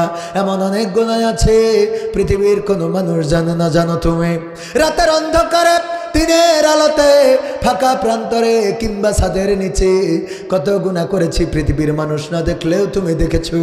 আল্লাহ এমন যত গুনাহ আছে তুমি তোমার গফুর গফফার নামের ওসিলায় ক্ষমা করে দাও। ওগো আল্লাহ, আমরা যারা হাত তুলেছি, যাদের মা নাই, চিরজনমের মতো বিদায় নিয়ে চলে গেছে, কবরে কেমন আছে জানি না, কোন অবস্থায় রেখেছো জানি না। আল্লাহ তুমি দয়া করে মায়ের কবরটারে জান্নাতের বাগান বানাও।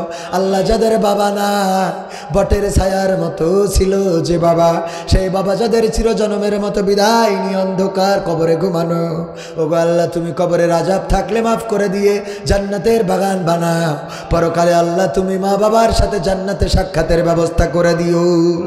ওগো আল্লাহ, আজকের মাহফিলের আয়োজনে যাদের সম্পৃক্ততা আছে, আজকের মাহফিলের সভাপতি প্রধান অতিথি আমার পাশে বসা জনাব মোহাম্মদ লুৎফুর রহমান সাহেব, আল্লাহ ইসলামের জন্য, কোরআনের জন্য নিজের মন প্রাণটাকে উজাড় করে দিতে চান। আল্লাহ কোরআনের জন্য উদারতা রেখেছেন, নিজের বক্ষকে কোরআনের জন্য উন্মুক্ত রেখেছেন। আল্লাহ এই মানুষটা বিএনপির নেতা আহ্বায়ক, আল্লাহ তুমি তাকে কবুল করে নাও। আল্লাহ তুমি তার মনের নেক মাকসাদ পুরা করে দাও, পরিবার পরিজনকে কবুল করে নাও। আল্লাহ পিতা মাতা এখানেই ডান পাশে বাম পাশে যেখানে গোরস্থান, আল্লাহ কবরে ঘুমানো কেমন আছে জানি না, কোন অবস্থায় আছে জানি না, আল্লাহ কবর দুখানা জান্নাতের বাগান বানায়া দাও। ওগো আল্লাহ, আমার বাম পাশে আমার মুমতাজ ভাই, আল্লাহ তুমি দয়া করে তাকে কবুল করে নাও। আল্লাহ ফুরফুরা সিলসিলার মানুষ, হক্কানি দরবারে